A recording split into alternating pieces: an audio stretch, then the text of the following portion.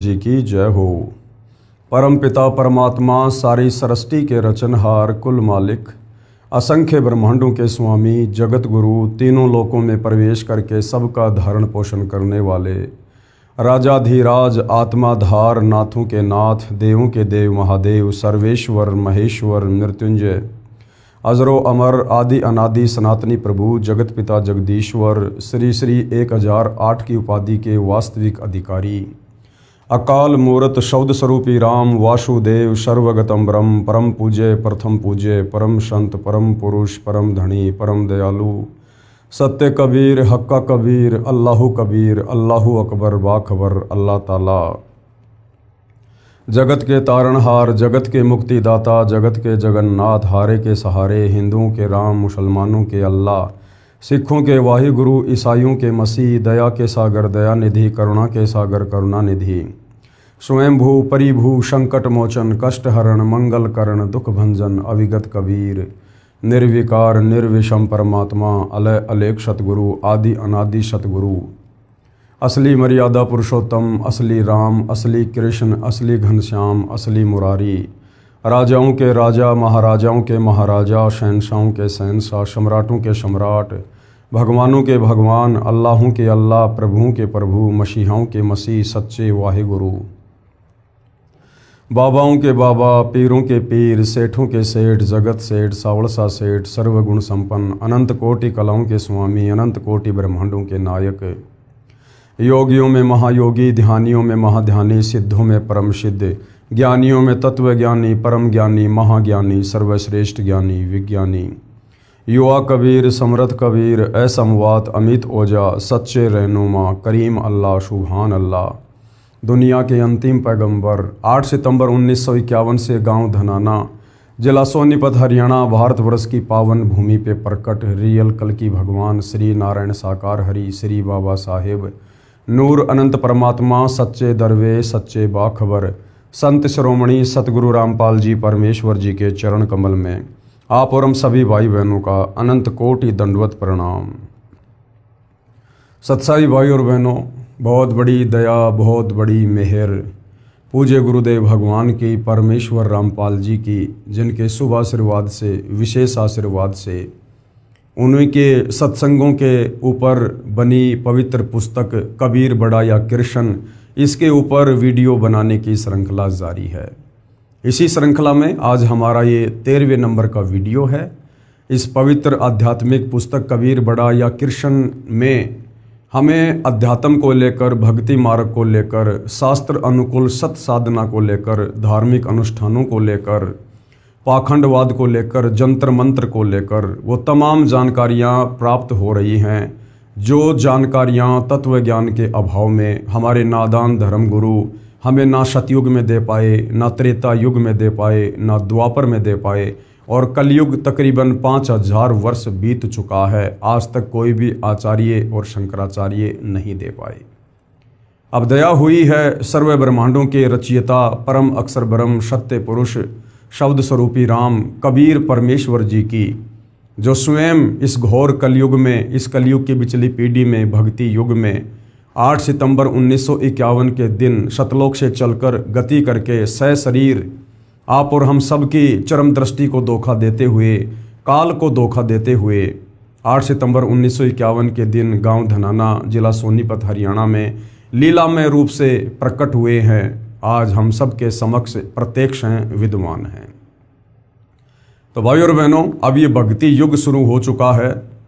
अगर किन्हीं आत्माओं ने वास्तव में पूर्ण मोक्ष प्राप्त करना है, इस काल के जन्म और मरण के झंझट से मुक्त होना है, 184 योनियों में जाकर जो पीड़ा हम युगों युगों से सहन कर रहे हैं, यदि उसे मुक्त होना चाहते हैं, तपतशिला के कष्ट से और नरक भोगने से यदि मुक्त होना चाहते हैं, तो आज जो सर्वणिम मौका शु अवसर हमें साक्षात विश्व की परम शक्ति कबीर देव जी ने प्रदान किया है सतगुरु रामपाल जी के रूप में आकर, ये मौका भाई और बहनों फिर आगे इनके वापस सतलोक चले जाने के बाद नसीब नहीं होगा।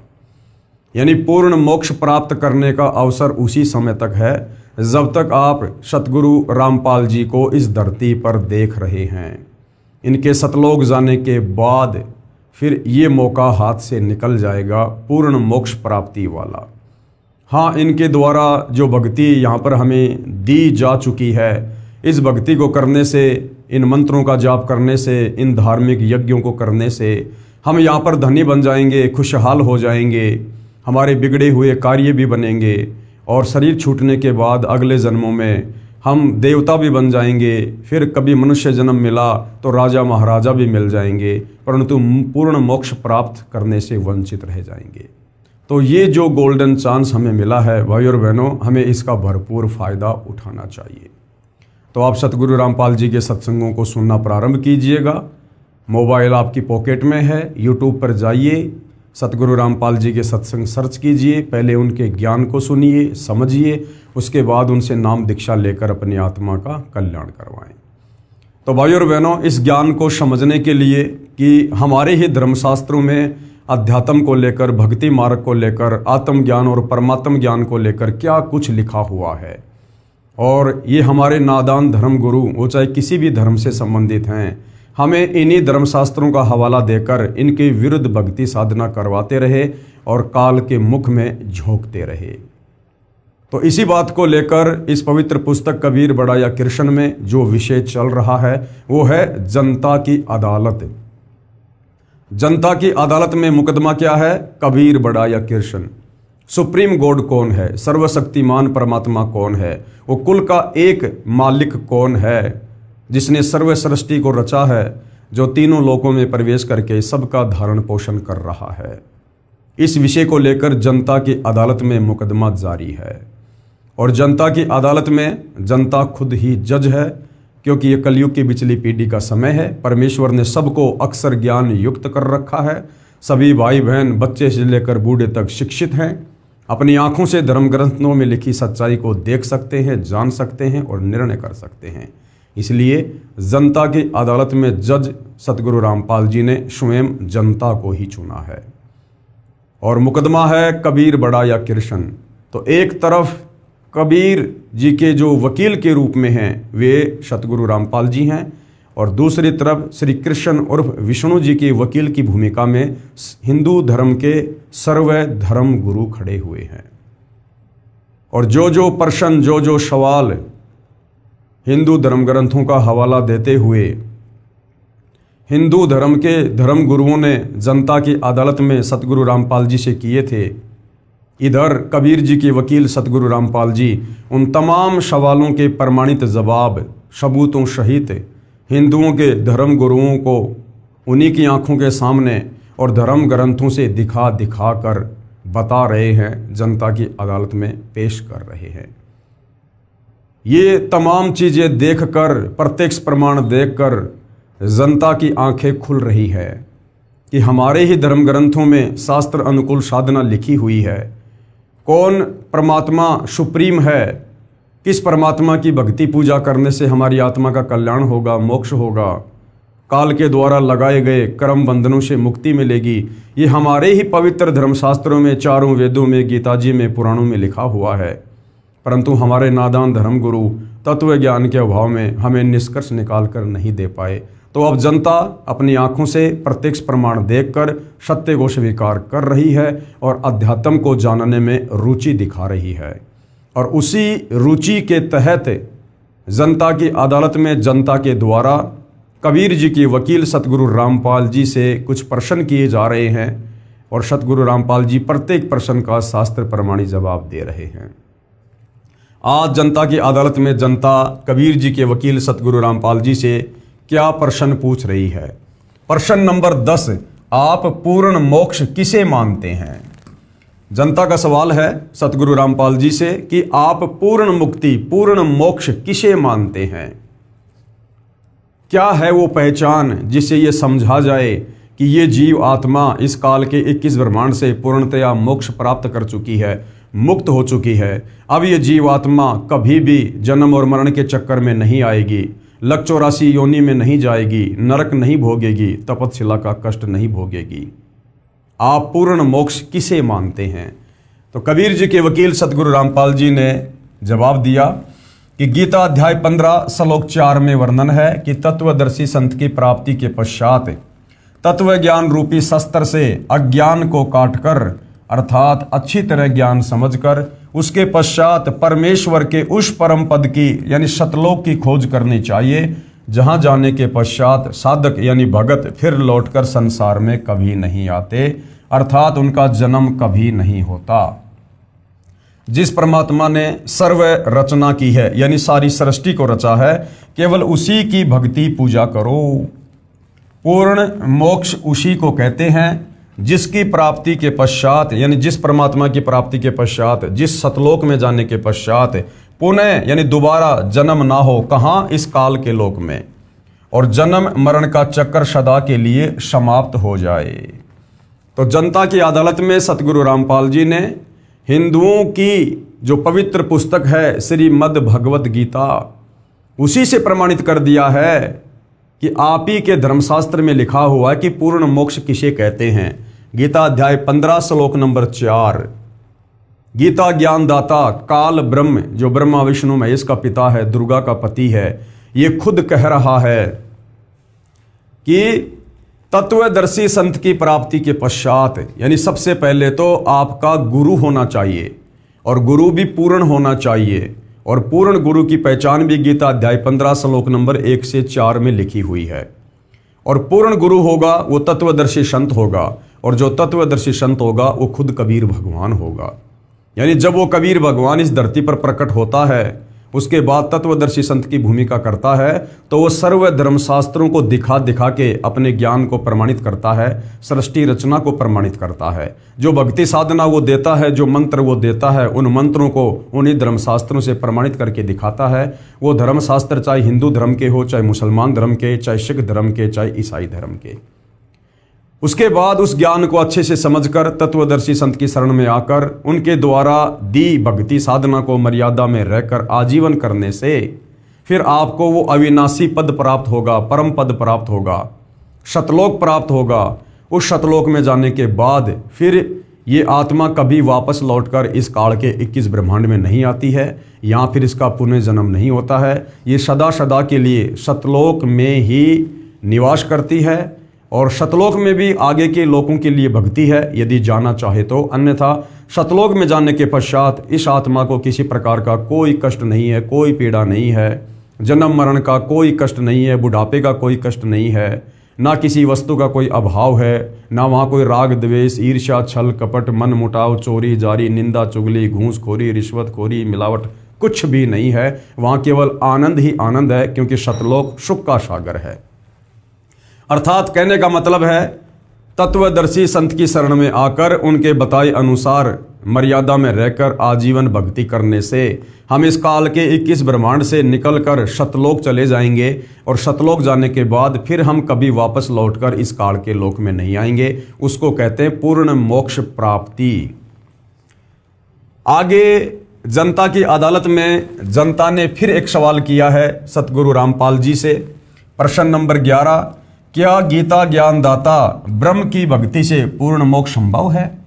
गीता ज्ञानदाता ये काल ब्रह्म है, जिसको ज्योति निरंजन कहते हैं, क्षर पुरुष कहते हैं, जिसका जिक्र गीता अध्याय 15 श्लोक नंबर 16 में है कि इस संसार में मुख्यतः 2 भगवान हैं, क्षर पुरुष और अक्षर पुरुष।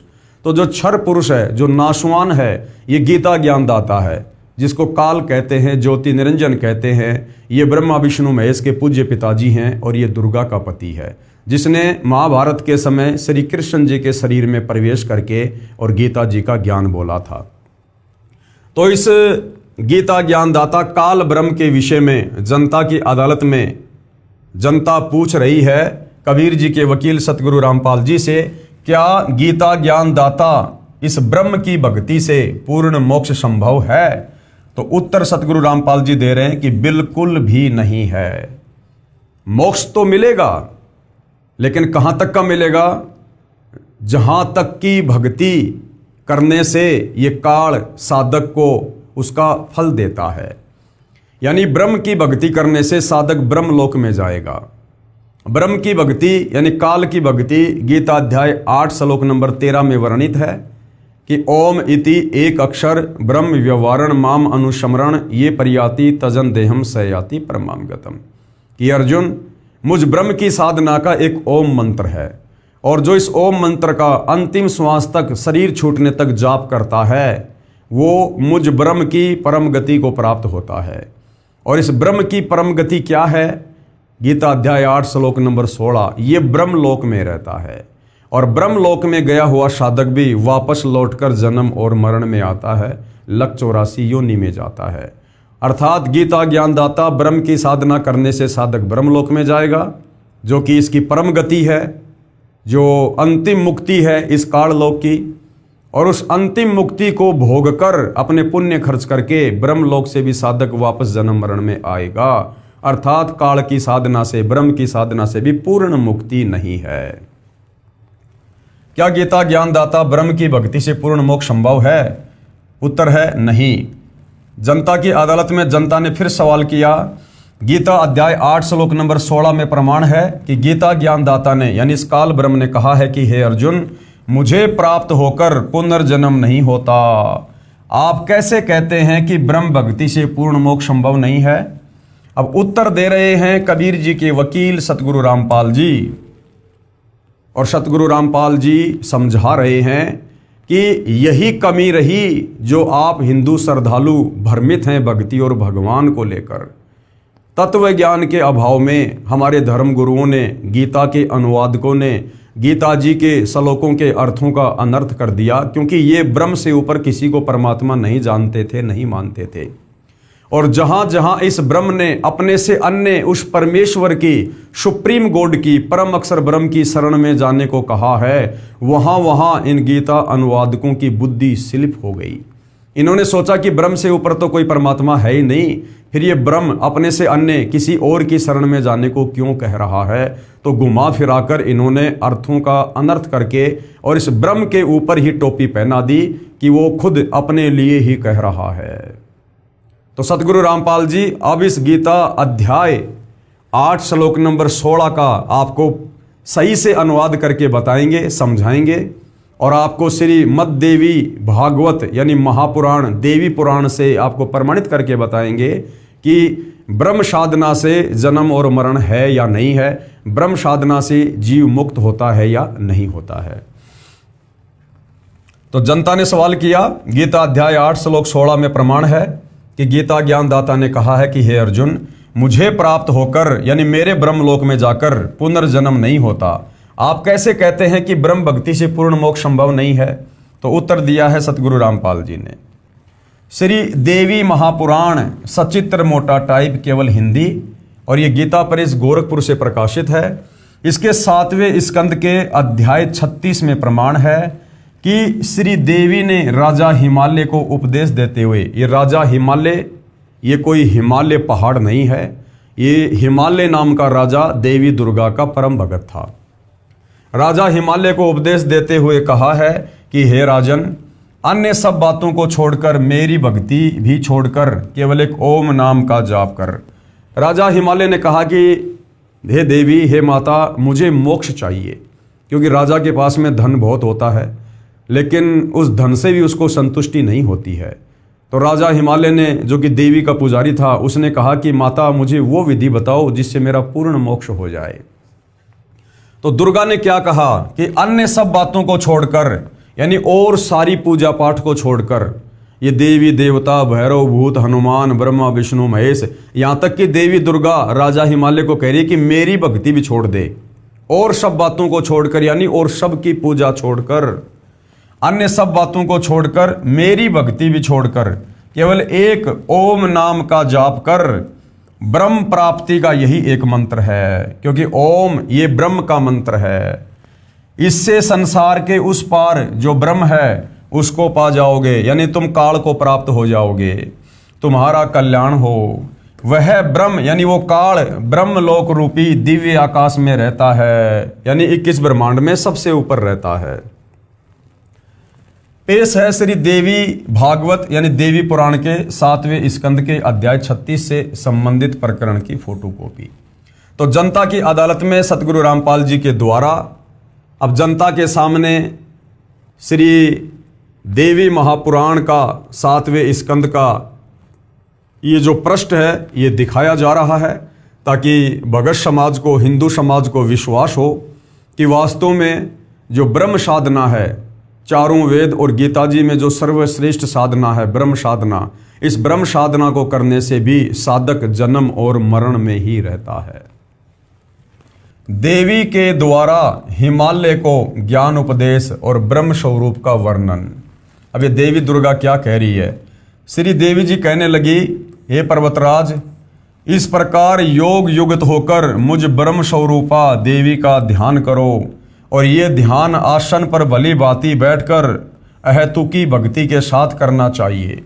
पहले तो देवी दुर्गा राजा हिमालय को अपनी भक्ति साधना के विषय में बता रही है कि यदि मुझ देवी को प्रसन्न करना है, मेरे स्तर का लाभ प्राप्त करना है, तो किस प्रकार से मेरी भक्ति करनी चाहिए। लेकिन हिमालय ने कहा कि मुझे तो पूर्ण मोक्ष चाहिए, जन्म और मरण से छुटकारा चाहिए। उसके बाद देवी ने फिर उसको ब्रह्म भक्ति के बारे में बताया। उस ब्रह्म का क्या स्वरूप है, यानी उस काल का क्या स्वरूप है, यह बतलाया जाता है। जो प्रकाश स्वरूप सबके अत्यंत समीप में स्थित हृदय रूप गुहा में स्थित होने के कारण गुहाचर नाम से प्रसिद्ध और महान पद अर्थात परम प्राप्य है। जितने भी चेष्टा करने वाले, श्वास लेने वाले, आँखों को खोलने मूंदने वाले प्राणी हैं, सब उस ब्रह्म में ही समर्पित हैं, उसी में स्थित हैं। सत असत सब कुछ वही है, वही सबके द्वारा वर्ण करने योग्य सर्वोत्कृष्ट है। वह समस्त प्रजा के ज्ञान से परे है कि उस ब्रह्म के बारे में 21 ब्रह्मांड का कोई भी प्राणी नहीं जानता है कि वो ब्रह्म कौन है, कैसा दिखाई देता है। तो दुर्गा कह रही है वह समस्त प्रजा यानी 21 ब्रह्मांड में जितने भी प्राणी हैं उन सब के ज्ञान यानी उन सब की बुद्धि से परे है, अर्थात किसी की बुद्धि में आने वाला नहीं है, क्योंकि वो गुप्त रहता है, साकार है, लेकिन अपने आप को निराकार साबित करवा रखा है, उसको श्राप लगा हुआ है, इसलिए वो अपने ओरिजिनल ब्रह्म रूप में, काल रूप में किसी को दर्शन नहीं देता। यह तुम जानो जो परम प्रकाश रूप है, जो सूक्ष्म से भी अत्यंत सूक्ष्म है, जिसमें संपूर्ण लोक और उन लोकों में निवास करने वाले प्राणी स्थित हैं, वही यह अक्षर ब्रह्म है। अब जानकारी देनी चाहिए ब्रह्म की, लेकिन बीच बीच में दुर्गा करिए अक्षर ब्रह्म है। अरे गीता अध्याय 15 श्लोक 16, ये दो अलग अलग भगवान है, क्षर पुरुष और अक्षर पुरुष।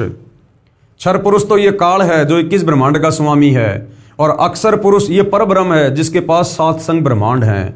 लेकिन देवी दुर्गा क्योंकि सृष्टि रचना का ज्ञान इसको भी नहीं है, कंप्लीट आध्यात्मिक ज्ञान इसको भी नहीं है, तो ये भी गोलमोल करके बता रही है।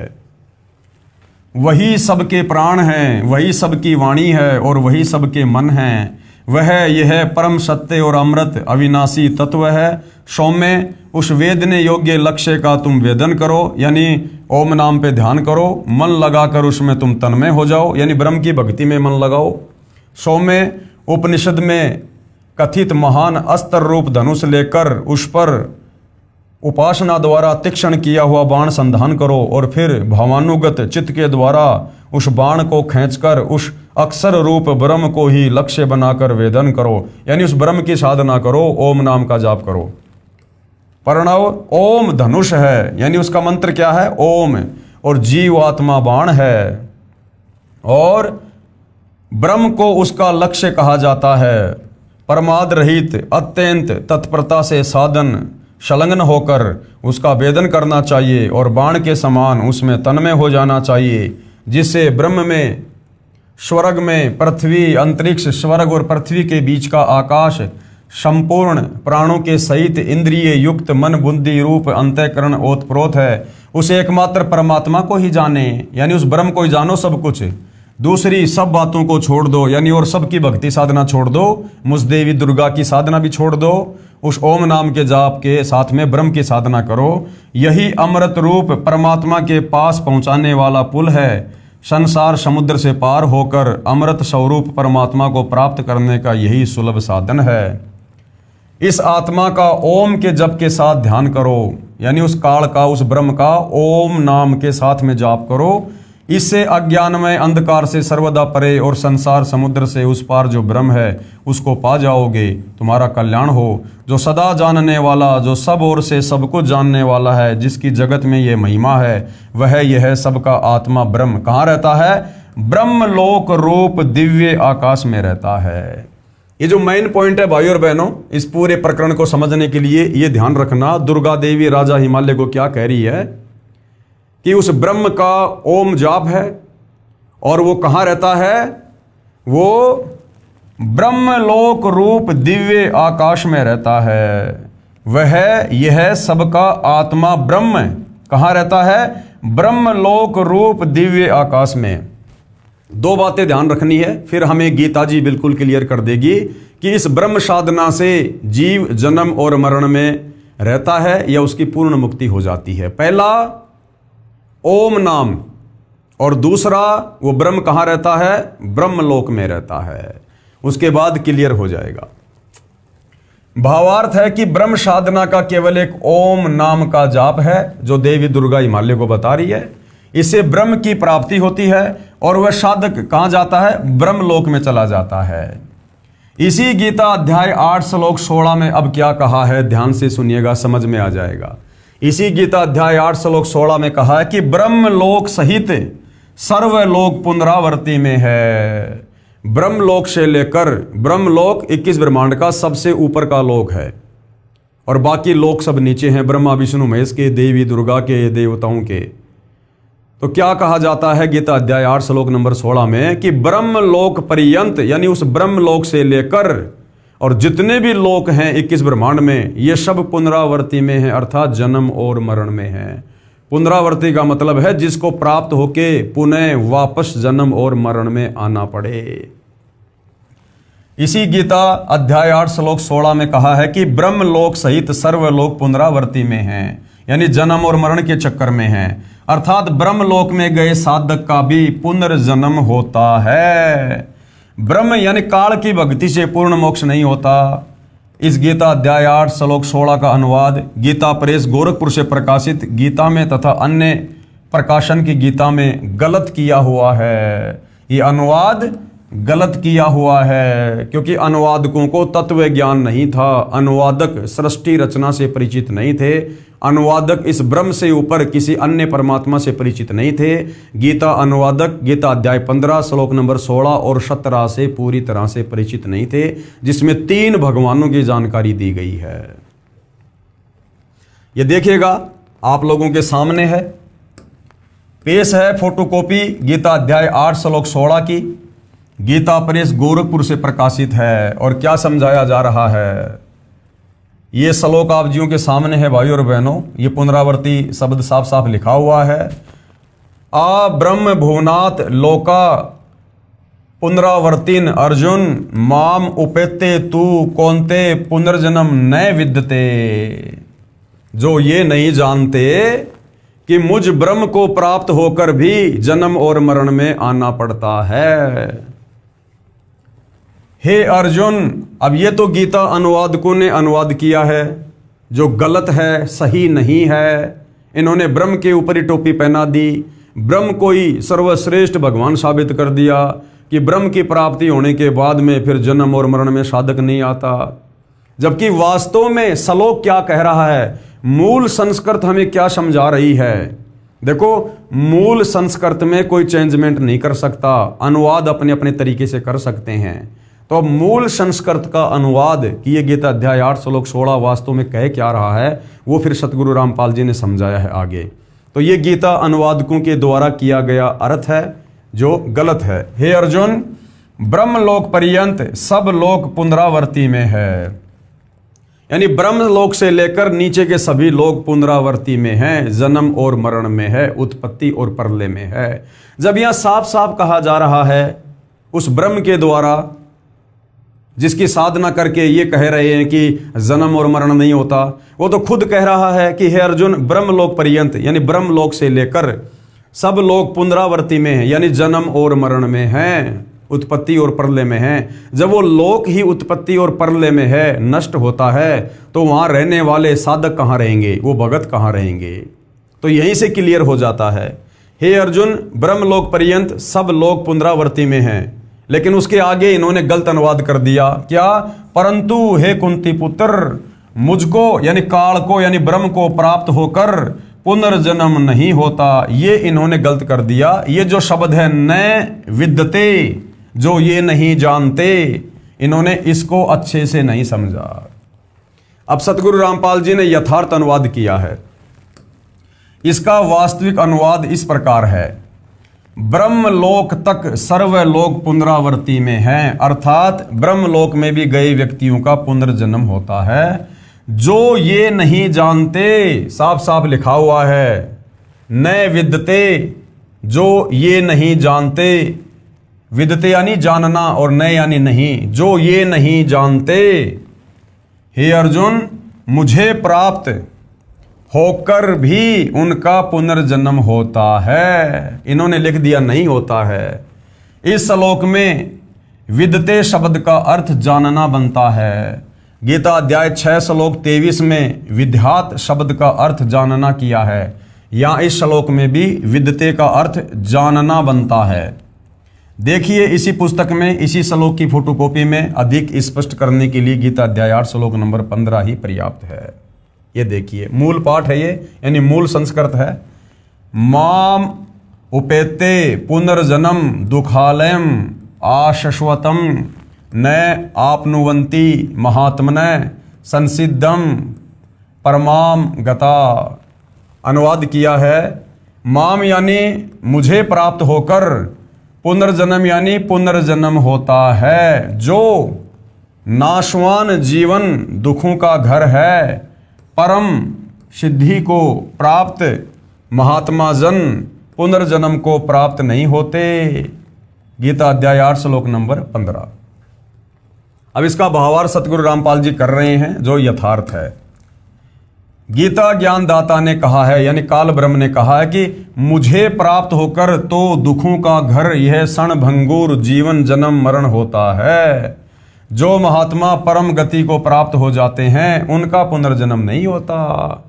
जो महात्मा परम गति को प्राप्त हो जाते हैं, परम गति यानी गीता अध्याय 18 श्लोक नंबर 62 कि हे अर्जुन, तू सर्व भाव से उस परमेश्वर की शरण में जा, परम अक्षर ब्रह्म की शरण में, जहां जाने के बाद साधक फिर लौटकर संसार में वापस नहीं आता। तो शतलोक जाने के बाद वो हमारी परम गति कहलाती है। यानी एक बार यदि किसी साधक की परम गति हो गई, कोई यहाँ से सतलोक चला गया तत्वदर्शी संत की शरण में आकर, उसके बाद वो वापस लौटकर काल के 21 ब्रह्मांड में जन्म और मरण के चक्कर में नहीं आता है। जो महात्मा परम गति को प्राप्त हो जाते हैं उनका पुनर्जन्म नहीं होता।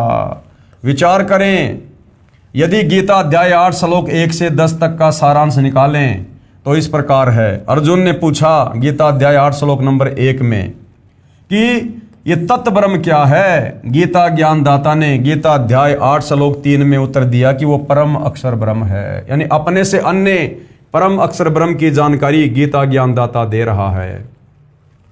फिर गीता ज्ञानदाता ने अध्याय 8 श्लोक नंबर 5 और 7 में अपनी भक्ति करने को कहा है, तथा गीता अध्याय 8 श्लोक 8, 9, 10 में परम अक्षर ब्रह्म की यानी उस तत्व ब्रह्म की भक्ति करने को कहा है। अपनी भक्ति का मंत्र गीता अध्याय 8 श्लोक नंबर 13 में बताया कि मुझ ब्रह्म का केवल एक ओम अक्षर है। उच्चारण करके सुमरण करता हुआ जो शरीर त्याग कर जाता है वह परम गति को प्राप्त होता है, यानी काल की परम गति को प्राप्त होता है। और काल की परम गति है ब्रह्मलोक, और ब्रह्मलोक पर्यंत सर्वलोक पुनरावृत्ति में जन्म और मरण में है। तो काल की परम गति भी घटिया है। पूर्व में श्री देवी पुराण से सिद्ध कर आए हैं कि ओम का जाप करके ब्रह्मलोक प्राप्त होता है। गीता अध्याय 8 श्लोक 16 में स्पष्ट है कि ब्रह्मलोक में गए साधक का भी पुनर्जन्म होता है। इसलिए गीता अध्याय 8 श्लोक 13 में ओम नाम के जाप से होने वाली परम गति का वर्णन है। परंतु गीता अध्याय 8 श्लोक 8, 9, 10 में जिस सच्चिदानंद घन ब्रह्म अर्थात परम दिव्य पुरुष की भक्ति करने को कहा है उसका मंत्र गीता अध्याय 17 श्लोक नंबर 23 में लिखा है। यानी इस ब्रह्म ने अपनी भक्ति का मंत्र तो गीता अध्याय 8 श्लोक नंबर 13 में लिख दिया ओम, और जो अपने से अन्य जिस परम अक्षर ब्रह्म जिस तत्व ब्रह्म की इसने जानकारी दी है गीता अध्याय 8 श्लोक नंबर 3 में, उसकी भक्ति का मंत्र गीता अध्याय 17 श्लोक नंबर 23 में है। क्या? ओम तत् सत इति निर्देश ब्रह्मण त्रिविध समर्थ। यानी पूर्ण परमात्मा की भक्ति का ये 3 नाम का जाप है, जो 3 विधि से जाप किया जाता है। ब्राह्मणा तेन वेद्या च यज्ञा च विहिता पुरा। और सृष्टि की शुरुआत में जो विद्वान लोग थे वो इसी प्रकार से भक्ति किया करते थे।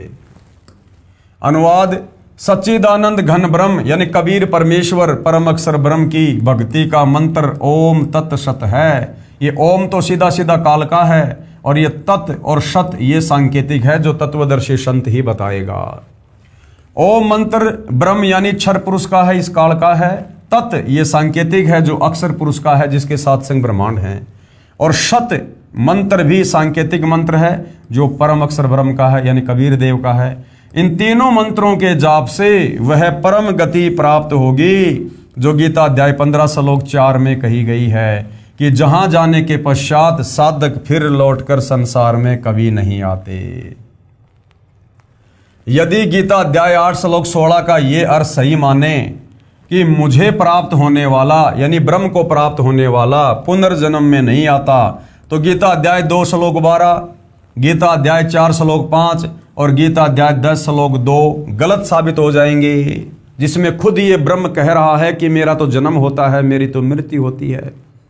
हे अर्जुन, तू नहीं जानता, मैं जानता हूं। तेरे भी कई जन्म हो चुके हैं, मेरे भी हो चुके हैं, आगे भी होंगे।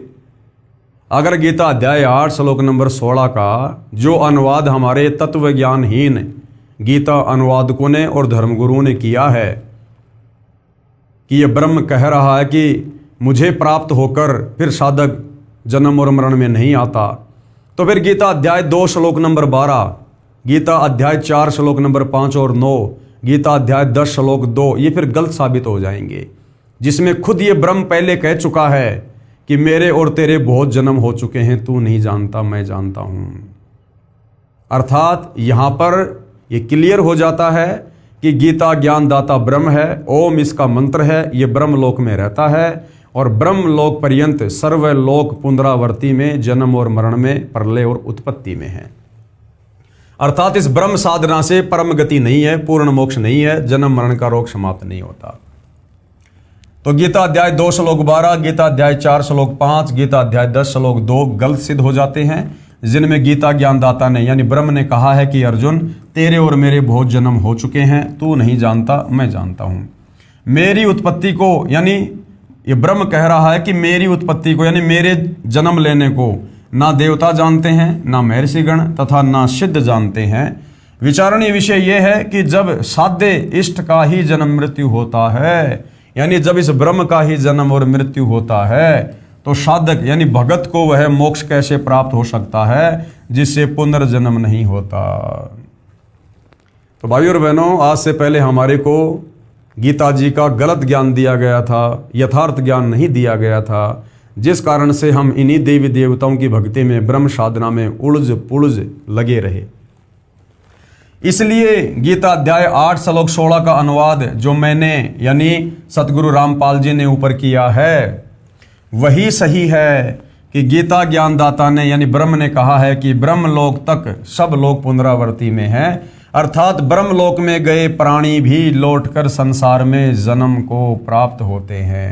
यानी काल की इस ब्रह्म की जो परम गति है, इसकी भक्ति की जो सर्वश्रेष्ठ उपलब्धि है वो है ब्रह्मलोक यानी महास्वर्ग। और गीता अध्याय 8 श्लोक 16 में इस ब्रह्म ने क्लियर कर दिया कि ब्रह्मलोक पर्यंत सर्वलोक पुनरावर्ती में है, अर्थात ब्रह्म साधना से भी परम गति नहीं होती, जन्म मरण का रोग समाप्त नहीं होता। जो ये नहीं जानते वे मेरी भक्ति करके भी पुनर्जन्म को प्राप्त होते हैं। जो साधक ये नहीं जानते कि मैं ब्रह्म हूं, मैं ब्रह्म लोक में रहता हूं और मेरे लोक में जाने के बाद भी जन्म और मरण होता है, जो ये नहीं जानते वो जन्म और मरण में ही रहते हैं। इसलिए तो गीता ज्ञानदाता ने यानी इस काल ब्रह्म ने अध्याय 18 श्लोक 62 में कहा है, अध्याय 18 श्लोक 62 में, क्योंकि इसका खुद का जन्म मरण, इसके साधकों का जन्म मरण, ब्रह्मलोक में गया हुआ प्राणी फिर जन्म मरण में, इसीलिए तो इसने अपने से अन्य उस परम अक्षर ब्रह्म तत्व ब्रह्म के विषय में कहा है गीता अध्याय 18 श्लोक 62 में। इसलिए तो गीता ज्ञानदाता ने अध्याय 18 श्लोक 62 में कहा है कि हे अर्जुन, तू सर्व भाव से उस परमेश्वर की शरण में जा। सर्व भाव से उस परमेश्वर की शरण में जा। अपने से अन्य किसी और परमात्मा की ओर इशारा कर रहा है। अगर ये खुद ही सर्वेश्वर होता, महेश्वर होता है, अगर ये अविनाशी होता, अजन्मा होता, और यदि इसी की भक्ति से परम गति प्राप्त होनी होती, तो अपने से अन्य उस परम अक्षर ब्रह्म सर्वश्रेष्ठ परमात्मा की शरण में जाने के लिए अर्जुन को भला क्यों कहेगा। इसीलिए तो गीता ज्ञानदाता ने यानी ब्रह्म ने अध्याय 18 श्लोक 62 में कहा है कि हे अर्जुन, तू सर्व भाव से, सर्व भाव यानी और सब भक्ति छोड़ दे, मुझ ब्रह्म साधना को भी छोड़ दे। तू सर्व भाव से उस परमेश्वर की शरण में जा। उस परमेश्वर की कृपा से ही तू परम शांति यानी परम गति तथा सनातन परम धाम अर्थात सतलोक को प्राप्त होगा।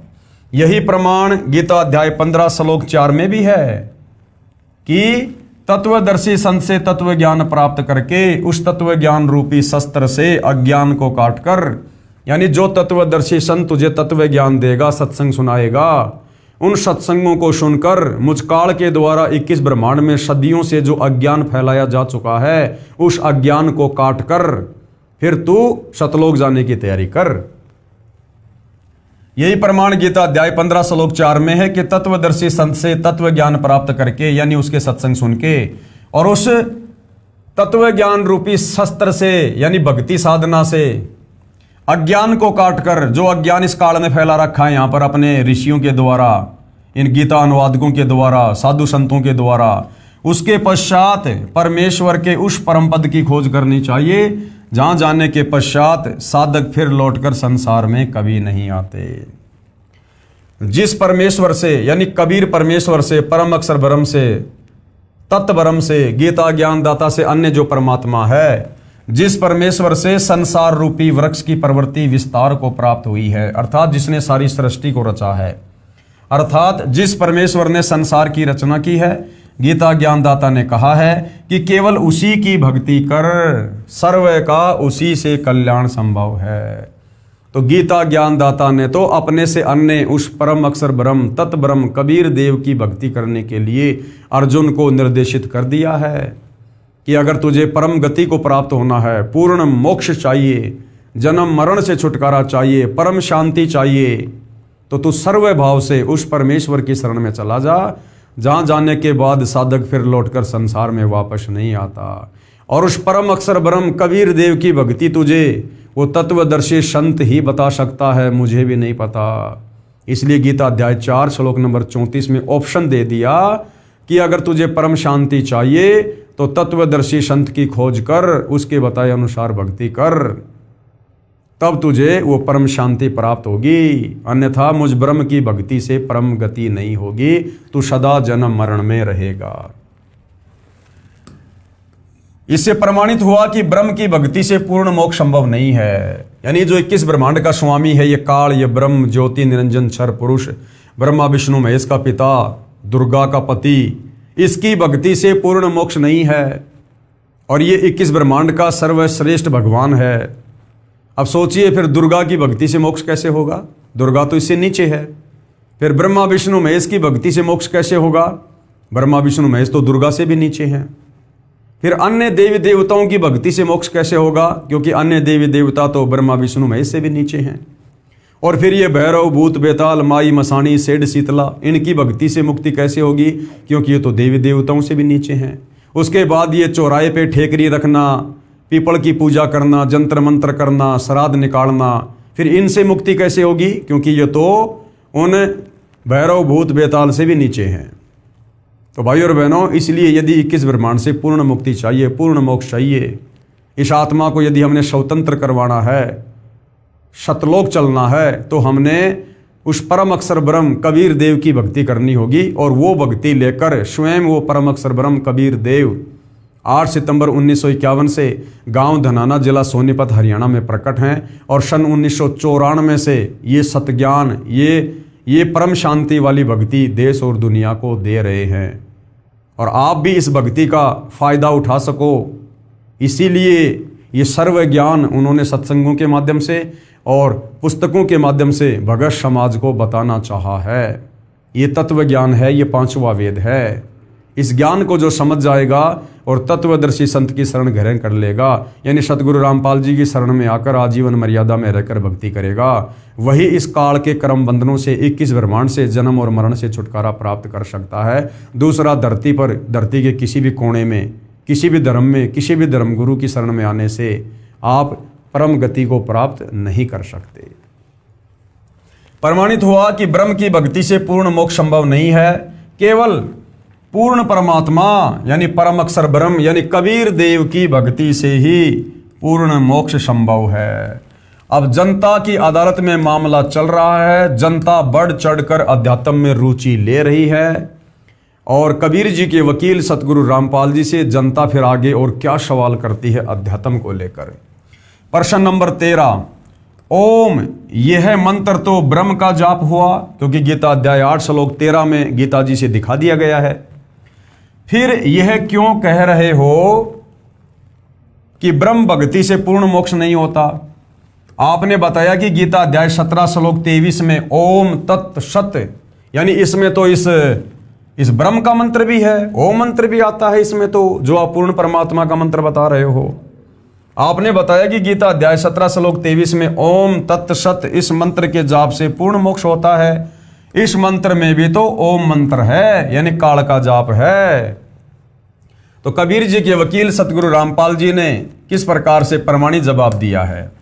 उत्तर, जैसे इंजीनियर या डॉक्टर बनने के लिए शिक्षा की आवश्यकता होती है, पहले प्रथम कक्षा पढ़नी पड़ती है, फिर धीरे धीरे 5वीं 8वीं, इस प्रकार 10वीं कक्षा पास करनी पड़ती है।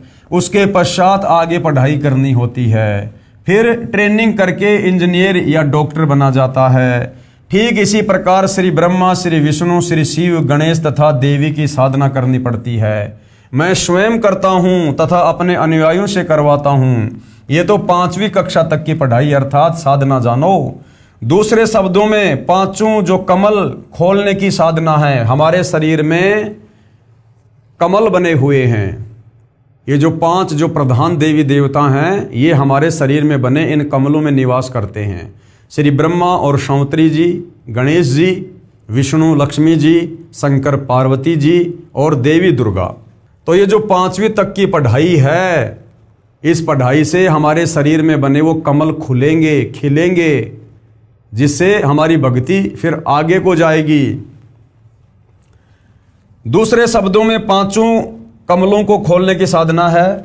और ये जो ब्रह्म की साधना है, जो ओम नाम का जाप है, ये 10वीं कक्षा तक की पढ़ाई जानो। ये 10वीं कक्षा तक की पढ़ाई जानो, अर्थात ब्रह्मलोक तक की साधना है जो ओम का जाप करना है।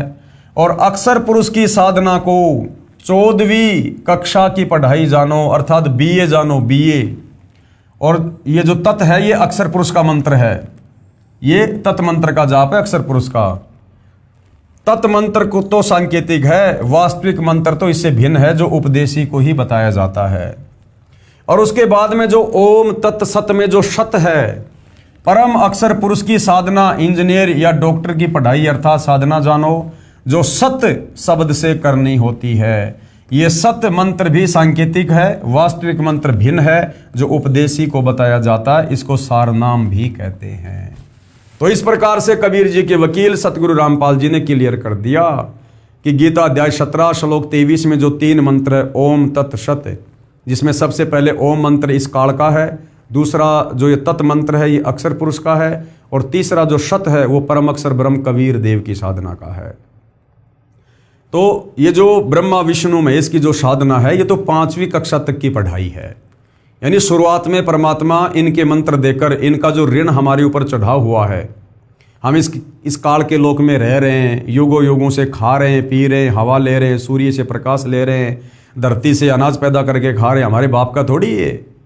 हम कर्जवान हैं इस काल के, क्योंकि काल ने 21 ब्रह्मांड, ये पूरी पृथ्वी शतलोक में ये तप करके ये प्राप्त कर रखी है। तो हम इस काल के ऋणी हो रखे हैं। तो ब्रह्मा विष्णु महेश का जो कर्जा है, यानी शरीर में जो 5 जो कमल हैं जिनमें ये प्रधान देवी देवता हैं, इनका ऋण उतारने के लिए हमें शुरुआत में इन देवी देवताओं के मंत्र जाप करने के लिए दिए जाते हैं। ये इन देवी देवताओं की पूजा नहीं है, ये इनकी साधना है। हम मेहनत मजदूरी करेंगे तो इनका ऋण उतार पाएंगे। पूजा हमने परम अक्षर ब्रह्म की करनी है, कबीर देव की करनी है। उसके बाद में जो ये ओम नाम की जो साधना है, ये इस ब्रह्म की है, इस काल की है, क्योंकि 21 ब्रह्मांड इसी का है। इसने तप के बदले इसने ले रखा है जो है पूर्ण परमेश्वर कबीर साहिब से, तो इसका भी हमारे ऊपर ऋण चढ़ा हुआ है। तभी तो ये गीता अध्याय 18 श्लोक 66 में कह रहा है कि सर्वधर्मान परित्यज्य माम एकम शरणम व्रज अहम तवा सर्व पापेभ्यो मोक्षयामि मा शुच, कि अर्जुन मेरे स्तर की जितनी भी भक्ति साधना है उसका फल तू मुझे संकल्प कर दे, मैं तुझे यहाँ से मुक्त कर दूंगा। तो ओम नाम की जो कमाई है वो ओम नाम का जाप करके हम इस काल ब्रह्म को अंत में दे देंगे और इसका ऋण चूकती हो जाएगा। ये हमें यहाँ से जाने का नो ड्यू सर्टिफिकेट दे देगा। उसके बाद में जो तत् है, ओम तत् सत में जो तत् है, ये अक्षर पुरुष जो ये परब्रह्म है जिसके सात्संग ब्रह्मांड है, ये इसकी भक्ति का जाप है। क्योंकि सतलोक जाते समय हम इसके सात्संग ब्रह्मांडों को पार करते हुए जाएंगे, तो ये उसका अपना टोल टैक्स लेगा। और उसके बाद में जो सत है, ओम तत् सत में जो सत है, ये जो सत शब्द है ये सांकेतिक है। इसका वास्तविक मंत्र सतगुरु रामपाल जी के पास है, वे उपदेशी को प्रदान करते हैं।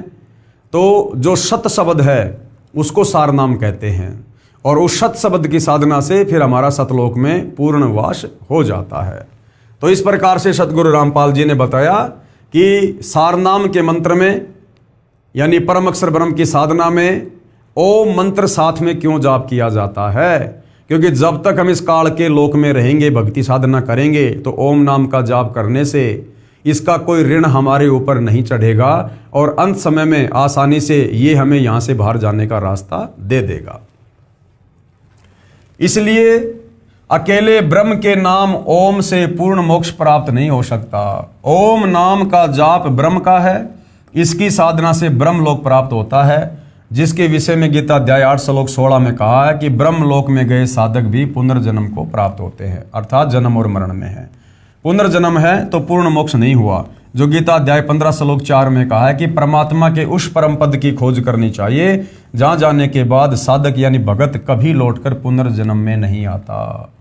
वह पूर्ण मोक्ष पूर्ण गुरु से शास्त्र अनुकूल भक्ति प्राप्त करके ही संभव है, और वर्तमान में वो पूर्ण गुरु तत्वदर्शी संत धरती पर सतगुरु रामपाल जी हैं। इनके अलावा ये गीता अध्याय 17 श्लोक 23 में जो पूर्ण ब्रह्म परमेश्वर की भक्ति का मंत्र है ओम तत्सत, इसको देने का अधिकारी गुरु नहीं है। यदि आप मनमुखी होकर इन मंत्रों का जाप करोगे तो भी आप मोक्ष प्राप्त नहीं कर पाओगे। विश्व में वर्तमान में मेरे यानी सतगुरु रामपाल जी के अतिरिक्त किसी के पास नहीं है। जो ओम तत्सत का सुमरण करते हैं वे ब्रह्मलोक में ओम नाम का प्रतिफल ही प्राप्त करते हैं। जो व्यक्ति मनमुखी रूप से गीता अध्याय 17 श्लोक 23 को पढ़कर ओम तत्सत इस प्रकार का जाप करते हैं, वो पूर्ण मोक्ष प्राप्त नहीं कर पाते। वो ओम तत्सत में केवल ओम नाम की भक्ति का ही फायदा उठा पाएंगे, और ओम नाम से वो कहाँ जाएंगे? ब्रह्मलोक में। और ब्रह्मलोक में जाने के बाद साधक फिर लौटकर जन्म और मरण में। तो ओम तत् सत, ये तत् और सत ये सांकेतिक शब्द हैं। वास्तविक मंत्र इनके पीछे क्या हैं वो तत्वदर्शी संत ही बताएगा, यानी सतगुरु रामपाल जी ही बताते हैं। इसके सुमरण की जो कमाई है वो ब्रह्म को दे देते हैं, जिसके बदले में ये काल ब्रह्म साधक को पाप मुक्त कर देता है।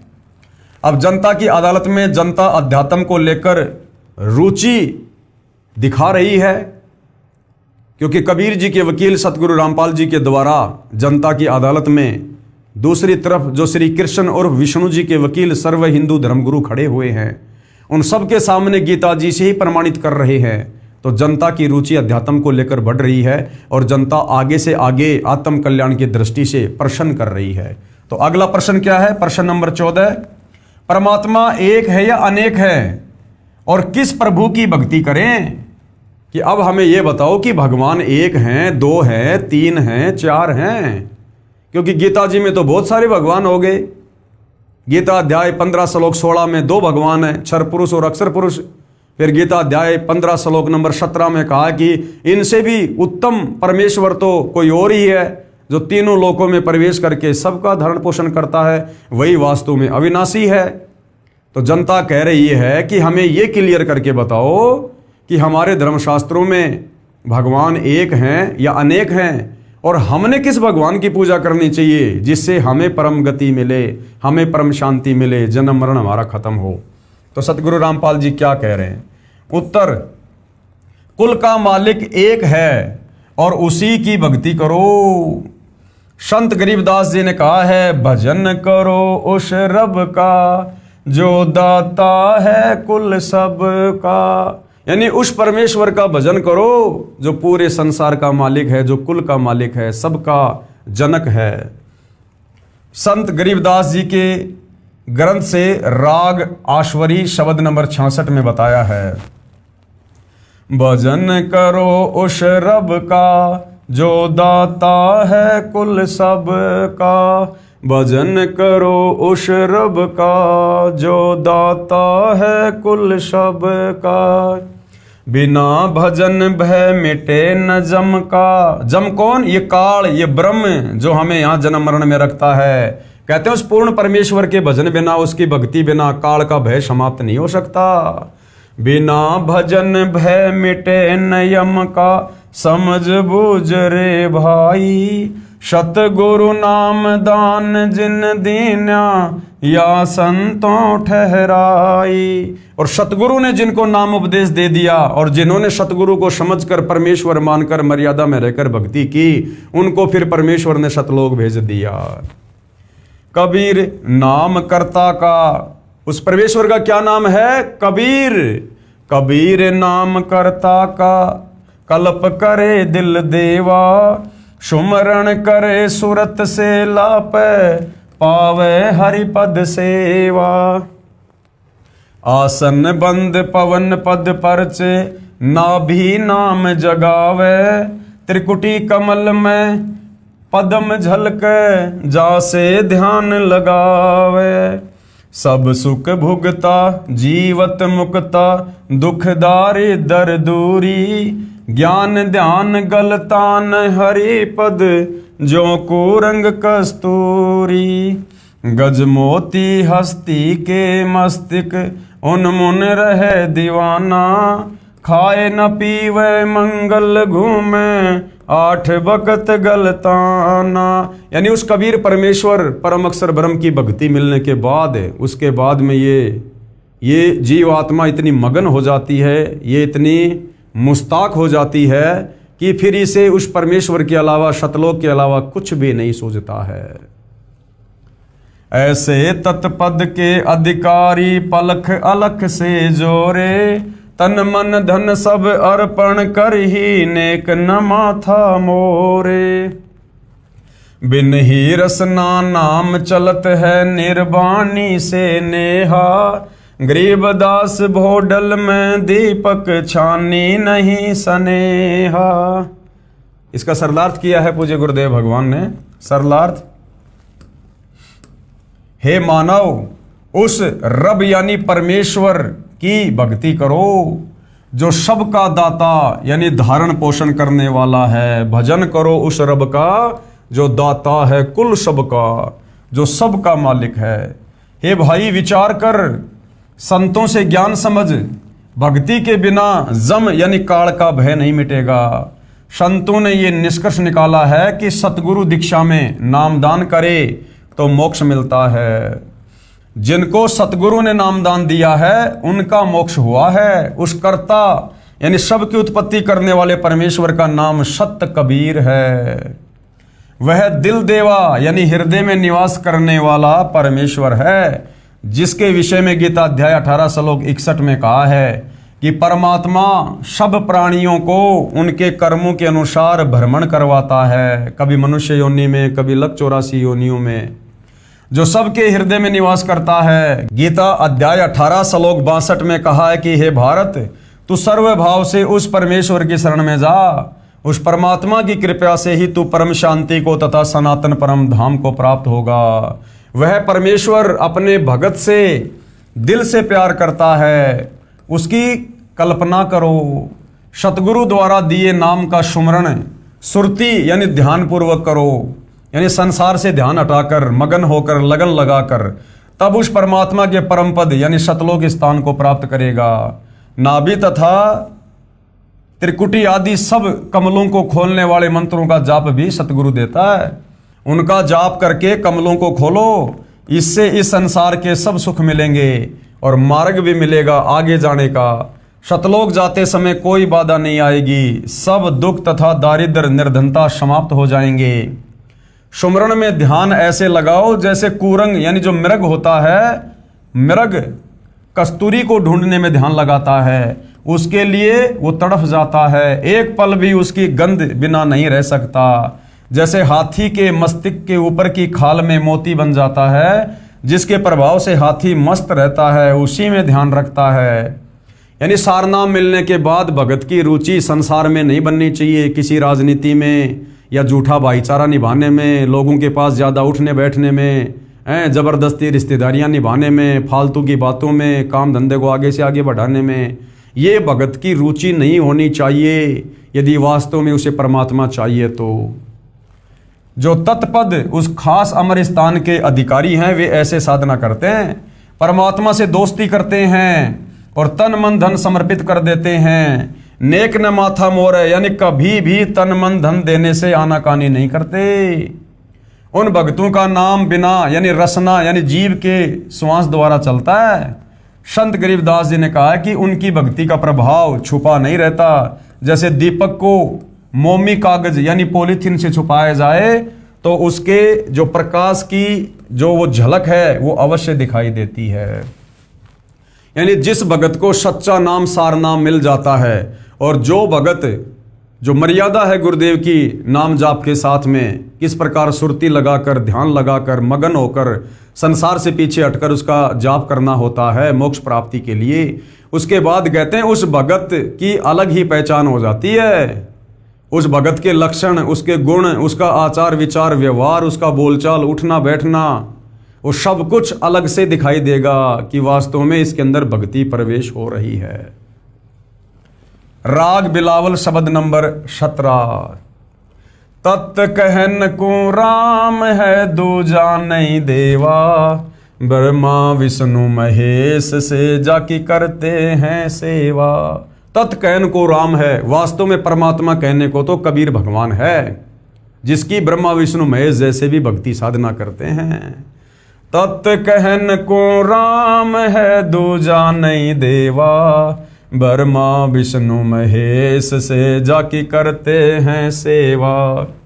जप तप तीर्थ थोतरे जाकी क्या आशा, कोटि यज्ञ पुण्य दान से जन्म कटे नहीं फाशा। ये जप तप तीर्थ थोतरे ये तो खोखले हैं, थोते हैं। कौन से जप तप? ये काल लोक तक की साधना के ये मनमुखी मंत्र जो हमारे धर्मगुरु दे रहे हैं, जो हमें कहते हैं कि बद्रीनाथ जाओ, जगन्नाथ जाओ, केदारनाथ जाओ, हरिद्वार जाओ, ये व्रत कर लो, तीर्थ कर लो। जो शास्त्र विरुद्ध साधना के अंतर्गत जप तीर्थ आते हैं वो सब बेकार हैं, व्यर्थ हैं। इनकी हमें कोई आशा नहीं करनी चाहिए कि हमें मुक्ति प्रदान कर देंगे। जप तप तीर्थ थोतरे जाकी क्या आशा, कोट यज्ञ पुण्य दान से जम कट नहीं फांसा। यहाँ देन वहाँ लेन है, यो मिटे न झगड़ा, वहाँ बिना पंथ की बाट है, पावे को दगड़ा। बिन इच्छा जो देत है, सो दान कहावे, फल बाचे नहीं तास का, अमरापुर जावे। यानी भगत यदि अपने गुरु को दान करता है तो निष्काम भाव से दान करना चाहिए। उस दान के प्रतिफल में यहाँ का कोई भी सुख नहीं मांगना चाहिए। वही साधक अमरापुर यानी सतलोक जाएगा। शकल दीप नौखंड के छतरी जिन जीते, सो तो पद में ना मिले विद्या गुण चीते। कोटि उनंचा पृथ्वी जिन दीनी दाना, परशुराम अवतार को कीनी कुर्बाना। कंचन मेर सुमेर रे आए सब माही, कामधेनु कल्प रक्ष रे सो दान कराही। सुर नर मुनि जन सेव ही सनकादिक ध्यावे, शेष सहस मुख रटत है जक पार ना पावे। ब्रह्मा विष्णु महेश रे देवा दरबारी, शंख कल्प युग हो गए जाकी खुले नहीं तारी। सर्व कला संपूर्ण रे सब पीरन का पीरा, अनंत लोक में गाज है जाका नाम कबीरा। परले शंख अशंख रे पल माही बिहानी, गरीबदास निज नाम की महिमा हम जानी। गुरुदेव भगवान क्या सरलार्थ कर रहे हैं? राम तो सबको कहते हैं, परंतु पूर्ण ब्रह्म तो एक ही है। यानी जनता की अदालत में जनता ने जो सवाल किया है कि ये भगवान कितने प्रकार के हैं, ये कितने प्रभु हैं और हमें किसकी भक्ति करनी चाहिए। राम तो सबको कहते हैं, परंतु पूर्ण ब्रह्म तो एक ही है, दूसरा कोई परमेश्वर नहीं है। ब्रह्मा विष्णु महेश जैसे भी उनकी पूजा करते हैं, परंतु साधना गलत है। तीर्थ व्रत व्यर्थ है, इनकी क्या आशा लगाकर साधना करते हैं। करोड़ यज्ञ व दान करने से काल ब्रह्म का फांसा, यानी जो ये कर्मों का बंधन है, ये समाप्त नहीं होगा। यहाँ पृथ्वी पर दान धर्म किया, यहाँ देन वहाँ लेन है। यहाँ पृथ्वी पर दान धर्म किया, स्वर्ग में सुख भोगा, यानी उस दान धर्म का प्रतिफल आपने स्वर्ग में ले लिया, और फिर वो पुण्य खत्म होते ही फिर उस पृथ्वी के ऊपर जन्म होगा। ये झगड़ा नहीं मिटता। बिना मनोकामना पूर्ति के जो निस्वार्थ दान करता है, वह वास्तव में दान है। उस दान के फल की इच्छा ना करें, नाम जाप करें, वह अमरापुर यानी अविनाशी नगर यानी सतलोक में जाता है। परशुराम ने पूरी पृथ्वी के क्षत्रिय मार डाले थे, परंतु परशुराम भी काल जाल में रह गया। पापों का अंबार लेकर संसार से गया। सत्य पुरुष के दरबार में ब्रह्मा विष्णु तथा महेश जैसे तो दरबारी यानी नौकर हैं। सत्य पुरुष सर्व कलाओं से परिपूर्ण है, सब पीरों का पीर है, जिसकी अनंत लोक में धाक है, उसका नाम कबीर है। संत गरीबदास जी ने कहा है कि नाम की सच्ची साधना करके जो सतलोक में चले गए, वे कभी प्रलय में नष्ट नहीं होते। शंखों असंखों प्रलय होती रही, उनके पल के समान भी नहीं है। निज नाम की महिमा ऐसी है जो हमने जानी है। कौन सा निज नाम? गीता अध्याय 17 श्लोक 23, ओम तत्सत, जो तत्वदर्शी संत से प्राप्त करके भक्ति करते हैं। राग बिलावल शब्द नंबर 21।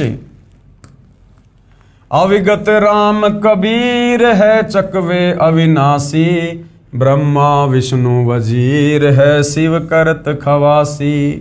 इंद्र कोटि अनंत है जाके प्रतिहारा, वर्ण कुमेर धर्मराय ठाडे दरबारा। 33 कोटि देवता ऋषि 88, वैष्णव कोटि अनंत है गुण गावें राशि। 9 योगेश्वर नाद बरी सुर पूरे संखा, सनकादिक संगीत है अविचल गढ़बंका। शेष गणेश और सरस्वती और लक्ष्मी राजे, सावित्री गौरा रटे गण शंख बिराजे। अनंत कोटि मुनि साध हैं गण गंधर्व ज्ञानी, अर्प पिंड और प्राण कूंजा शंखों दानी। सावत सूर्य अनंत है कुछ गिनती नाही। ये सतलोक की महिमा हो रही है कि वहां पर कैसे कैसे आत्मा रहती हैं, कैसे कैसे ठाठ बाट हैं। जति सती और शीलवंत लीला गुण गाही, चंद्र सूर्य बिनती करे तारा गण गाडे। 5 तत्व हाजिर खड़े हुक्मे दर ठाडे, तीर्थ कोटि अनंत है और नदी विहंगा। 18 बार तो कूरटे जल पवन तरंगा, अष्टकुली पर्वत रटे धर अंबर ध्याना। महताब अग्नि तो कूं जपे साहिब रहमाना, अर्श कुर्श पर सेज है तन तबक तिराजी। एक पलक में करत है सो राज बिराजी, अलख बिनानी कबीर को रंग खूब चवाया। एक पानी की बूंद से संसार बनाया, अनंत कोटि ब्रह्मांड को कछुआर ना पारा। 184 खान का तू सिरजनहारा, सूक्ष्म रूप स्वरूप है वो रंग बिनानी। गरीबदास के मुकुट में हाजिर परवानी। सरलार्थ, अविगत यानी दिव्य परम पुरुष कबीर जी हैं। चकवे यानी चक्रवर्ती, चक्रवर्ती राजा उसे कहते हैं जिसका राज्य पूरी पृथ्वी पर होता है। तो कबीर परमेश्वर का राज्य, उनका साम्राज्य, उनका एम्पायर सर्व ब्रह्मांडों पर है, क्योंकि ये कुल के मालिक हैं, सर्व सृष्टि के सर्जनहार हैं। इसलिए कबीर परमेश्वर वास्तव में चक्रवर्ती हैं। जो सब छोटे राजाओं का मालिक महाराजा होता था, कबीर सत्य पुरुष का राज्य संपूर्ण लोकों पर, जो ब्रह्मा विष्णु महेश ज्योति निरंजन तथा अक्षर पुरुष सहित सब छोटे छोटे देवों का मालिक महाराजा यानी महादेव है, परमात्मा है, अविनाशी है। ब्रह्मा विष्णु तथा शिव भी इनकी खवासी यानी गुलामी करते हैं। इंद्र तथा 33 करोड़ देवता, 88,000 ऋषि, 9 योगेश्वर, शनकादिक चारों, शेषनाग, गणेश, सरस्वती, लक्ष्मी, सावित्री, पार्वती, शंखु गण सब उसी के आदेश से चलते हैं। सबके ऊपर कबीर परमेश्वर का राज है। कबीर जी ने जल की बूंद से मानव शरीर कितना सुंदर बना रखा है। असंख्यों ब्रह्मांडों को तथा 84 लाख प्रकार के जीवों को उत्पन्न करने वाले आप कबीर जी ही हैं, सबके सर्जनहार हैं। संत गरीबदास जी ने कहा है कि अनेकों रूपों में लीला करने वाला परमेश्वर मेरे लिए सिर पर विराजमान है, मेरे सिर पर विराजमान है, मेरे शीश पर विराजमान है। यानी जनता का सवाल था कि किस प्रभु की भक्ति करें, किस भगवान की भक्ति करें। तो कबीर जी के वकील सतगुरु रामपाल जी ने स्पष्ट कर दिया है कि ना तो ब्रह्मा विष्णु महेश की भक्ति करें, ना दुर्गा की भक्ति करें, ना काल ब्रह्म की भक्ति करें, ना अक्षर पुरुष की भक्ति करें। केवल परम अक्षर ब्रह्म सत्य पुरुष कबीर देव ही पूजा के योग्य है। और तत्वदर्शी संत जो भक्ति साधना सत्य पुरुष कबीर की बताएगा, उसमें इन समस्त देवी देवताओं की, इन सब की भक्ति शामिल होगी। तो तत्वदर्शी संत के बताए अनुसार भक्ति साधना करने से जीवात्मा का पूर्ण मोक्ष होगा। अब मामला जनता की अदालत में है। आगे जनता ने अध्यात्म में रुचि रखते हुए और क्या कुछ कबीर जी के वकील सतगुरु रामपाल जी से पूछना चाहा है। प्रश्न नंबर 15, वह परमात्मा कौन है जो कुल का मालिक है, कहाँ प्रमाण है। हालांकि बहुत सारी बातें उस कुल मालिक के विषय में प्रमाणित कर दी गई हैं, लेकिन फिर भी भाई और बहनों, ये अज्ञानता का गहरा रंग सदियों से हम साधकों के ऊपर चढ़ा हुआ है। इसलिए बार बार उनकी जो शंकाएं हैं उनके बार बार ही जवाब देने पड़ेंगे। तो जनता पूछ रही है कि वो परमात्मा कौन है जो कुल का मालिक है, यानी सारी सृष्टि का मालिक है, इसका प्रमाण कहाँ है। तो प्रमाण में सतगुरु रामपाल जी क्या बता रहे हैं। उत्तर, वह परमात्मा परम अक्षर ब्रह्म है, जो गीता अध्याय 8 श्लोक 3 में काल ब्रह्म के द्वारा कहा गया है कि वो तत्व ब्रह्म है, जो कुल का मालिक है। इसका प्रमाण देखिए, श्रीमद् भगवत गीता अध्याय 15 श्लोक 1 से 4 तथा 16-17 में है। गीता अध्याय 15 श्लोक 1 से 4 का सारांश व भावार्थ है कि उल्टे लटके हुए वृक्ष के समान संसार को जानो।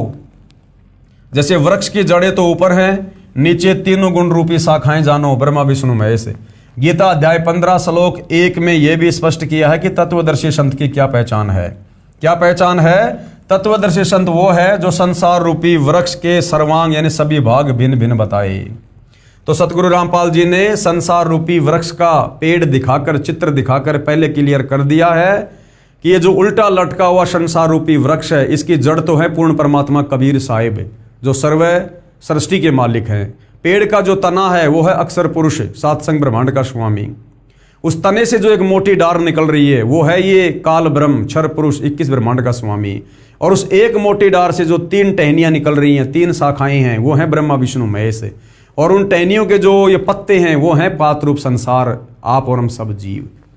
तो जो संत इस प्रकार से उल्टे लटके हुए संसार रूपी वृक्ष की व्याख्या कर देगा, प्रत्येक भाग को, प्रत्येक भगवान को समझा देगा, वो वास्तव में तत्वदर्शी संत होगा। तो भाइयों और बहनों, इस विश्व में सतयुग से लेकर वर्तमान समय तक, जब तक सतगुरु रामपाल जी ने ये तत्व ज्ञान देना प्रारंभ नहीं किया था, आज से पहले किसी भी साधु संत महात्मा ऋषि ज्ञानी विद्वान आचार्य शंकराचार्य ने इस प्रकार से जो गीता अध्याय 15 श्लोक 1 से 4 में लिखा है, उस उल्टे लटके हुए संसार रूपी वृक्ष की भिन्न भिन्न व्याख्या करके समाज को नहीं बताई। इसे स्वयं सिद्ध है कि सतगुरु रामपाल जी ही गीता अध्याय 4 श्लोक 34 के अनुसार वो तत्वदर्शी संत हैं, जो यहाँ पर स्वयं प्रकट हैं, विद्यमान हैं। और इनकी शरण में आकर इनके बताए अनुसार भक्ति साधना करने से ही हमारी पूर्ण मुक्ति संभव है। विशेष आगे क्या बताया जा रहा है, वेद मंत्रों की जो आगे फोटोकॉपियां लगाई हैं ये आर्य समाज के आचार्यों तथा महर्षि दयानंद द्वारा अनुवादित हैं, जो सार्वधिक आर्य प्रतिनिधि सभा दिल्ली द्वारा प्रकाशित है, जिनमें वर्णन है कि परमेश्वर स्वयं पृथ्वी पर सहशरीर प्रकट होकर कवियों की तरह आचरण करता हुआ सत्य आध्यात्मिक ज्ञान सुनाता है। प्रमाण ऋग्वेद मंडल 9 सूक्त 86 मंत्र 26 और 27, ऋग्वेद मंडल 9 सूक्त 82 मंत्र 1 और 2, सूक्त 96 मंत्र 16 से 20, ऋग्वेद मंडल 9 सूक्त 94 मंत्र 1, ऋग्वेद मंडल 9 सूक्त 95 मंत्र 2, ऋग्वेद मंडल 9 सूक्त 20 मंत्र 1, ऋग्वेद मंडल 9 सूक्त 54 मंत्र 3 में इन मंत्रों में कहा है कि परमात्मा सर्वभवनों यानी लोकों के ऊपर के लोक में विराजमान है, यानी सतलोक में विराजमान है। जब जब पृथ्वी पर अज्ञान की वृद्धि होने से अधर्म बढ़ जाता है तो परमात्मा स्वयं सहशरीर चलकर पृथ्वी पर प्रकट होकर यथार्थ आध्यात्मिक ज्ञान का प्रचार लोकोक्तियों, शब्दों, चौपाइयों, साखियों, कविताओं के माध्यम से कवियों जैसा आचरण करके घूम फिर कर करता है, जिस कारण से एक प्रसिद्ध कवि की उपाधि भी प्राप्त करता है। यानी वेदों में परमात्मा को कवि कहा गया है। गीता अध्याय 8 श्लोक नंबर 9 में परमेश्वर को कवि की संज्ञा दी गई है, क्योंकि वो कवियों की तरह आचरण करता हुआ लोगों को ज्ञान समझाता है। कृपया देखिए उपरोक्त मंत्रों की फोटोकॉपी इसी पुस्तक के पेज नंबर 314 पर, जो हम आगे देखेंगे। परमात्मा ने अपने मुख कमल से ज्ञान बोलकर सुनाया था। कब? सतयुग में, त्रेता युग में, द्वापर में, कलयुग में, और वर्तमान में भी वो परमात्मा कबीर देव स्वयं ही सतगुरु रामपाल जी के रूप में आकर ये ज्ञान अपने मुख कमल से सुना रहे हैं। उसे सूक्ष्म वेद कहते हैं, क्योंकि वेद प्रमाणित करते हैं कि परमात्मा खुद सतलोक से चलकर पृथ्वी पर प्रकट होकर अपने द्वारा रची गई सृष्टि का यथावत ज्ञान देते हैं। अन्य 21 ब्रह्मांड में कोई भी प्राणी सृष्टि रचना के विषय में, सतलोक की साधना के विषय में परिचित नहीं है, इसलिए परमात्मा ने स्वयं ही सतलोक से चलकर गति करके आना पड़ता है। उसी को तत्व ज्ञान भी कहते हैं। तत्व ज्ञान का प्रचार करने के कारण परमात्मा तत्वदर्शी संत भी कहलाने लगता है। तो वर्तमान में धरती पर तत्वदर्शी संत कौन कहला रहे हैं? सतगुरु रामपाल जी। और तत्व ज्ञान का प्रचार करने के चलते परमात्मा को तत्वदर्शी संत कहते हैं।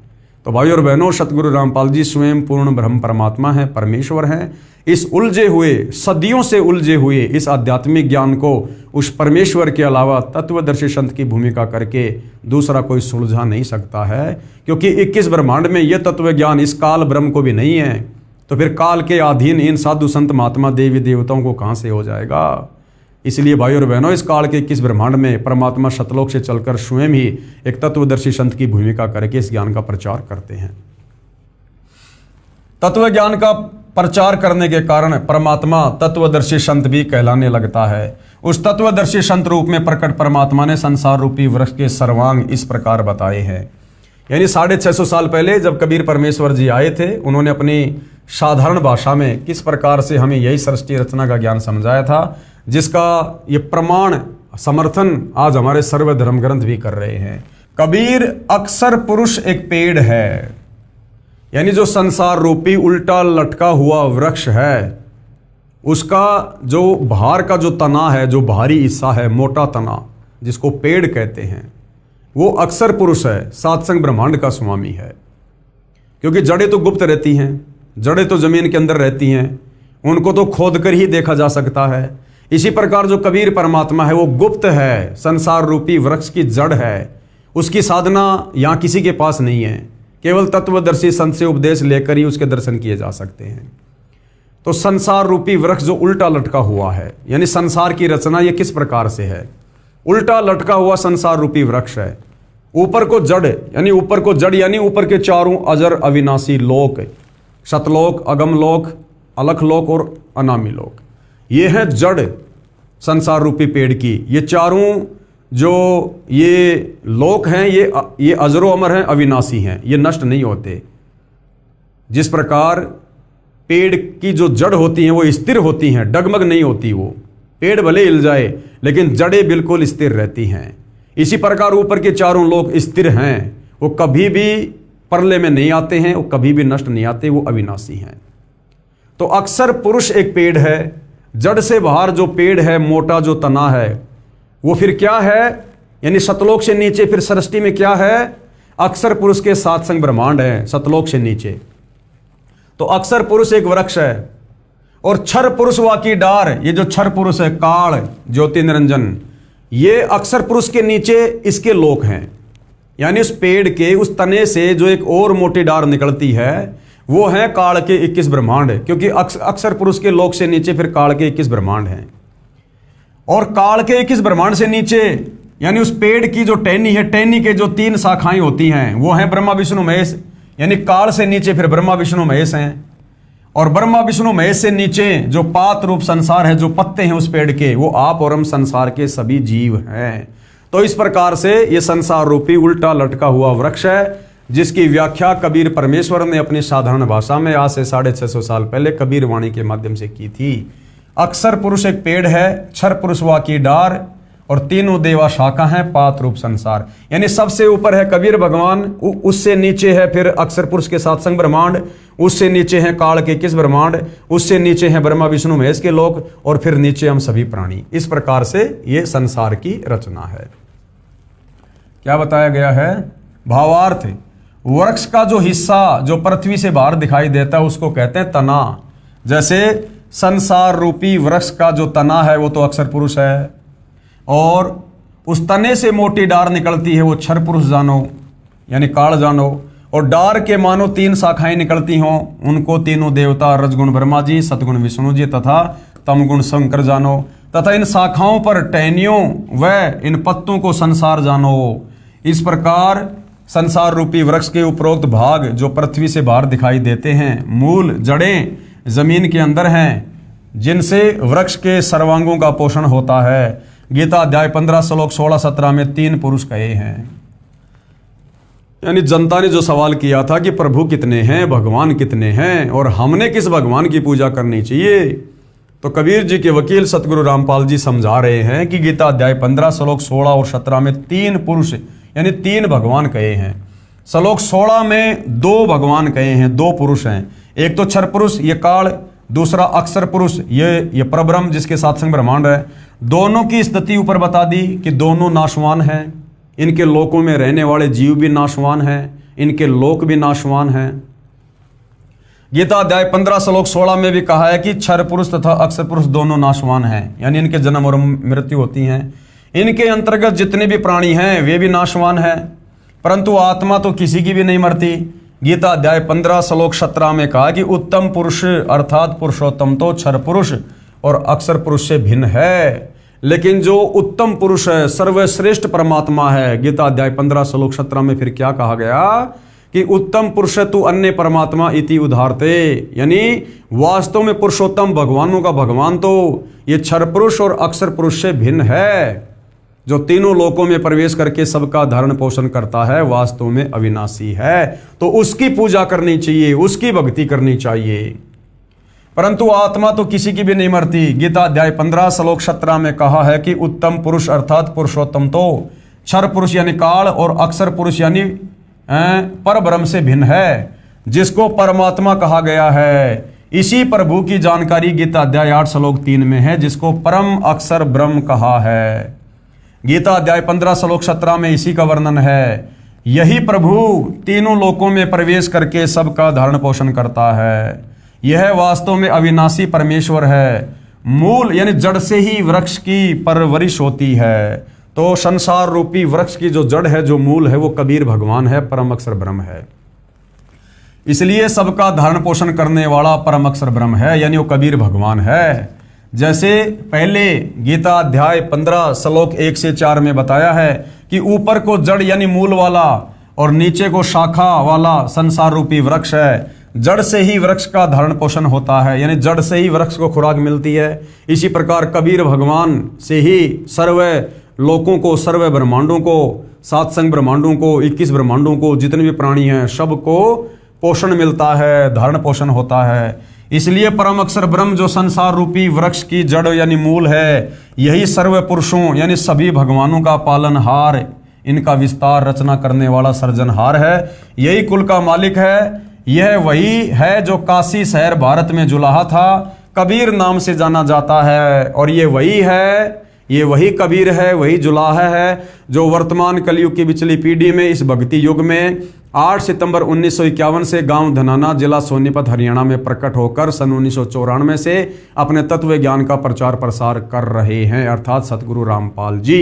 ये वही कुल के मालिक हैं, संसार रूपी वृक्ष की जड़ हैं, मूल है, सबका धारण पोषण करने वाले, गीता अध्याय 15 श्लोक 17 वाले पुरुषोत्तम हैं। तो वर्तमान में सतगुरु रामपाल जी जो तत्वदर्शी संत की भूमिका कर रहे हैं, इन्हीं की शरण ग्रहण करके हम जन्म और मरण से छुटकारा प्राप्त कर सकते हैं। यही प्रभु, यही भगवान, यही परमेश्वर, जिसे गीता अध्याय 4 श्लोक 34 में तत्वदर्शी संत की उपमा दी गई है, इन्हीं की भक्ति करने से, इन्हीं के अनुसार भक्ति करने से, इन्हीं के द्वारा बताई गई मर्यादाओं में रहकर भक्ति करने से हमारा जन्म मरण खत्म होगा, अन्यथा नहीं। आगे जनता की अदालत में जनता ने और सवाल किया, प्रश्न नंबर 16, क्या रजगुण ब्रह्मा, सतगुण विष्णु तथा तम गुण शंकर यानी शिव जी की पूजा भक्ति करनी चाहिए? अब जनता को धीरे धीरे यह भी समझ में आ गया कि गीता अध्याय 7 श्लोक नंबर 12 से 15 में जो 3 गुण हैं, रज, सत और तम, जिनकी भक्ति करने के लिए इस काल ब्रह्म ने मना किया है, और रज, तम और सत, इनकी भक्ति करने वालों को गीता ज्ञानदाता ने 4 गालियां दी है कि राक्षस स्वभाव को धारण किए हुए मनुष्यों में नीच, दूषित कर्म करने वाले मूर्ख मुझको भी नहीं बसते। तो अब जनता को यह तो समझ में आ गया कि वो रज, सत और तम क्या है। ये मार्कंडेय पुराण से सतगुरु रामपाल जी ने क्लियर कर दिया था कि रजगुण ब्रह्मा जी हैं, सतगुण विष्णु जी हैं और तम गुण शंकर जी हैं। यही तीनों गुण हैं और यही तीनों देवता हैं। तो जनता की अदालत में जनता को समझ में आ गया, इसलिए जनता खुद ही इन भगवानों के नाम के साथ में इन गुणों को यूज कर रही है। और क्या सवाल किया है, क्या रजगुण ब्रह्मा, सतगुण विष्णु तथा तम गुण शंकर यानी शिव की पूजा भक्ति करनी चाहिए? तो कबीर जी के वकील सतगुरु रामपाल जी कह रहे हैं बिल्कुल नहीं करनी चाहिए, भूल के भी नहीं करनी चाहिए। तो फिर जनता ने सवाल किया, प्रश्न 17, कहां प्रमाण है कि रजगुण ब्रह्मा, सतगुण विष्णु तथा तम गुण शंकर की पूजा भक्ति नहीं करनी चाहिए? तो वो गीता अध्याय 7 श्लोक नंबर 12 से 15 और 20 से 23, जिसमें काल ब्रह्म ने बिल्कुल क्लियर कर रखा है कि ब्रह्मा विष्णु महेश की भक्ति नहीं करनी चाहिए।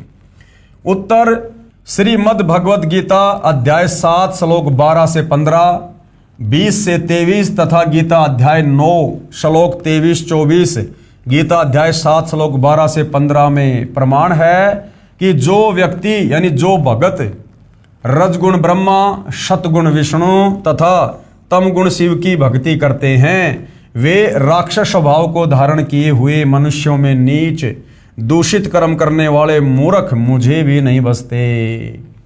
यह प्रमाण गीता अध्याय 7 श्लोक 12 से 15 में है।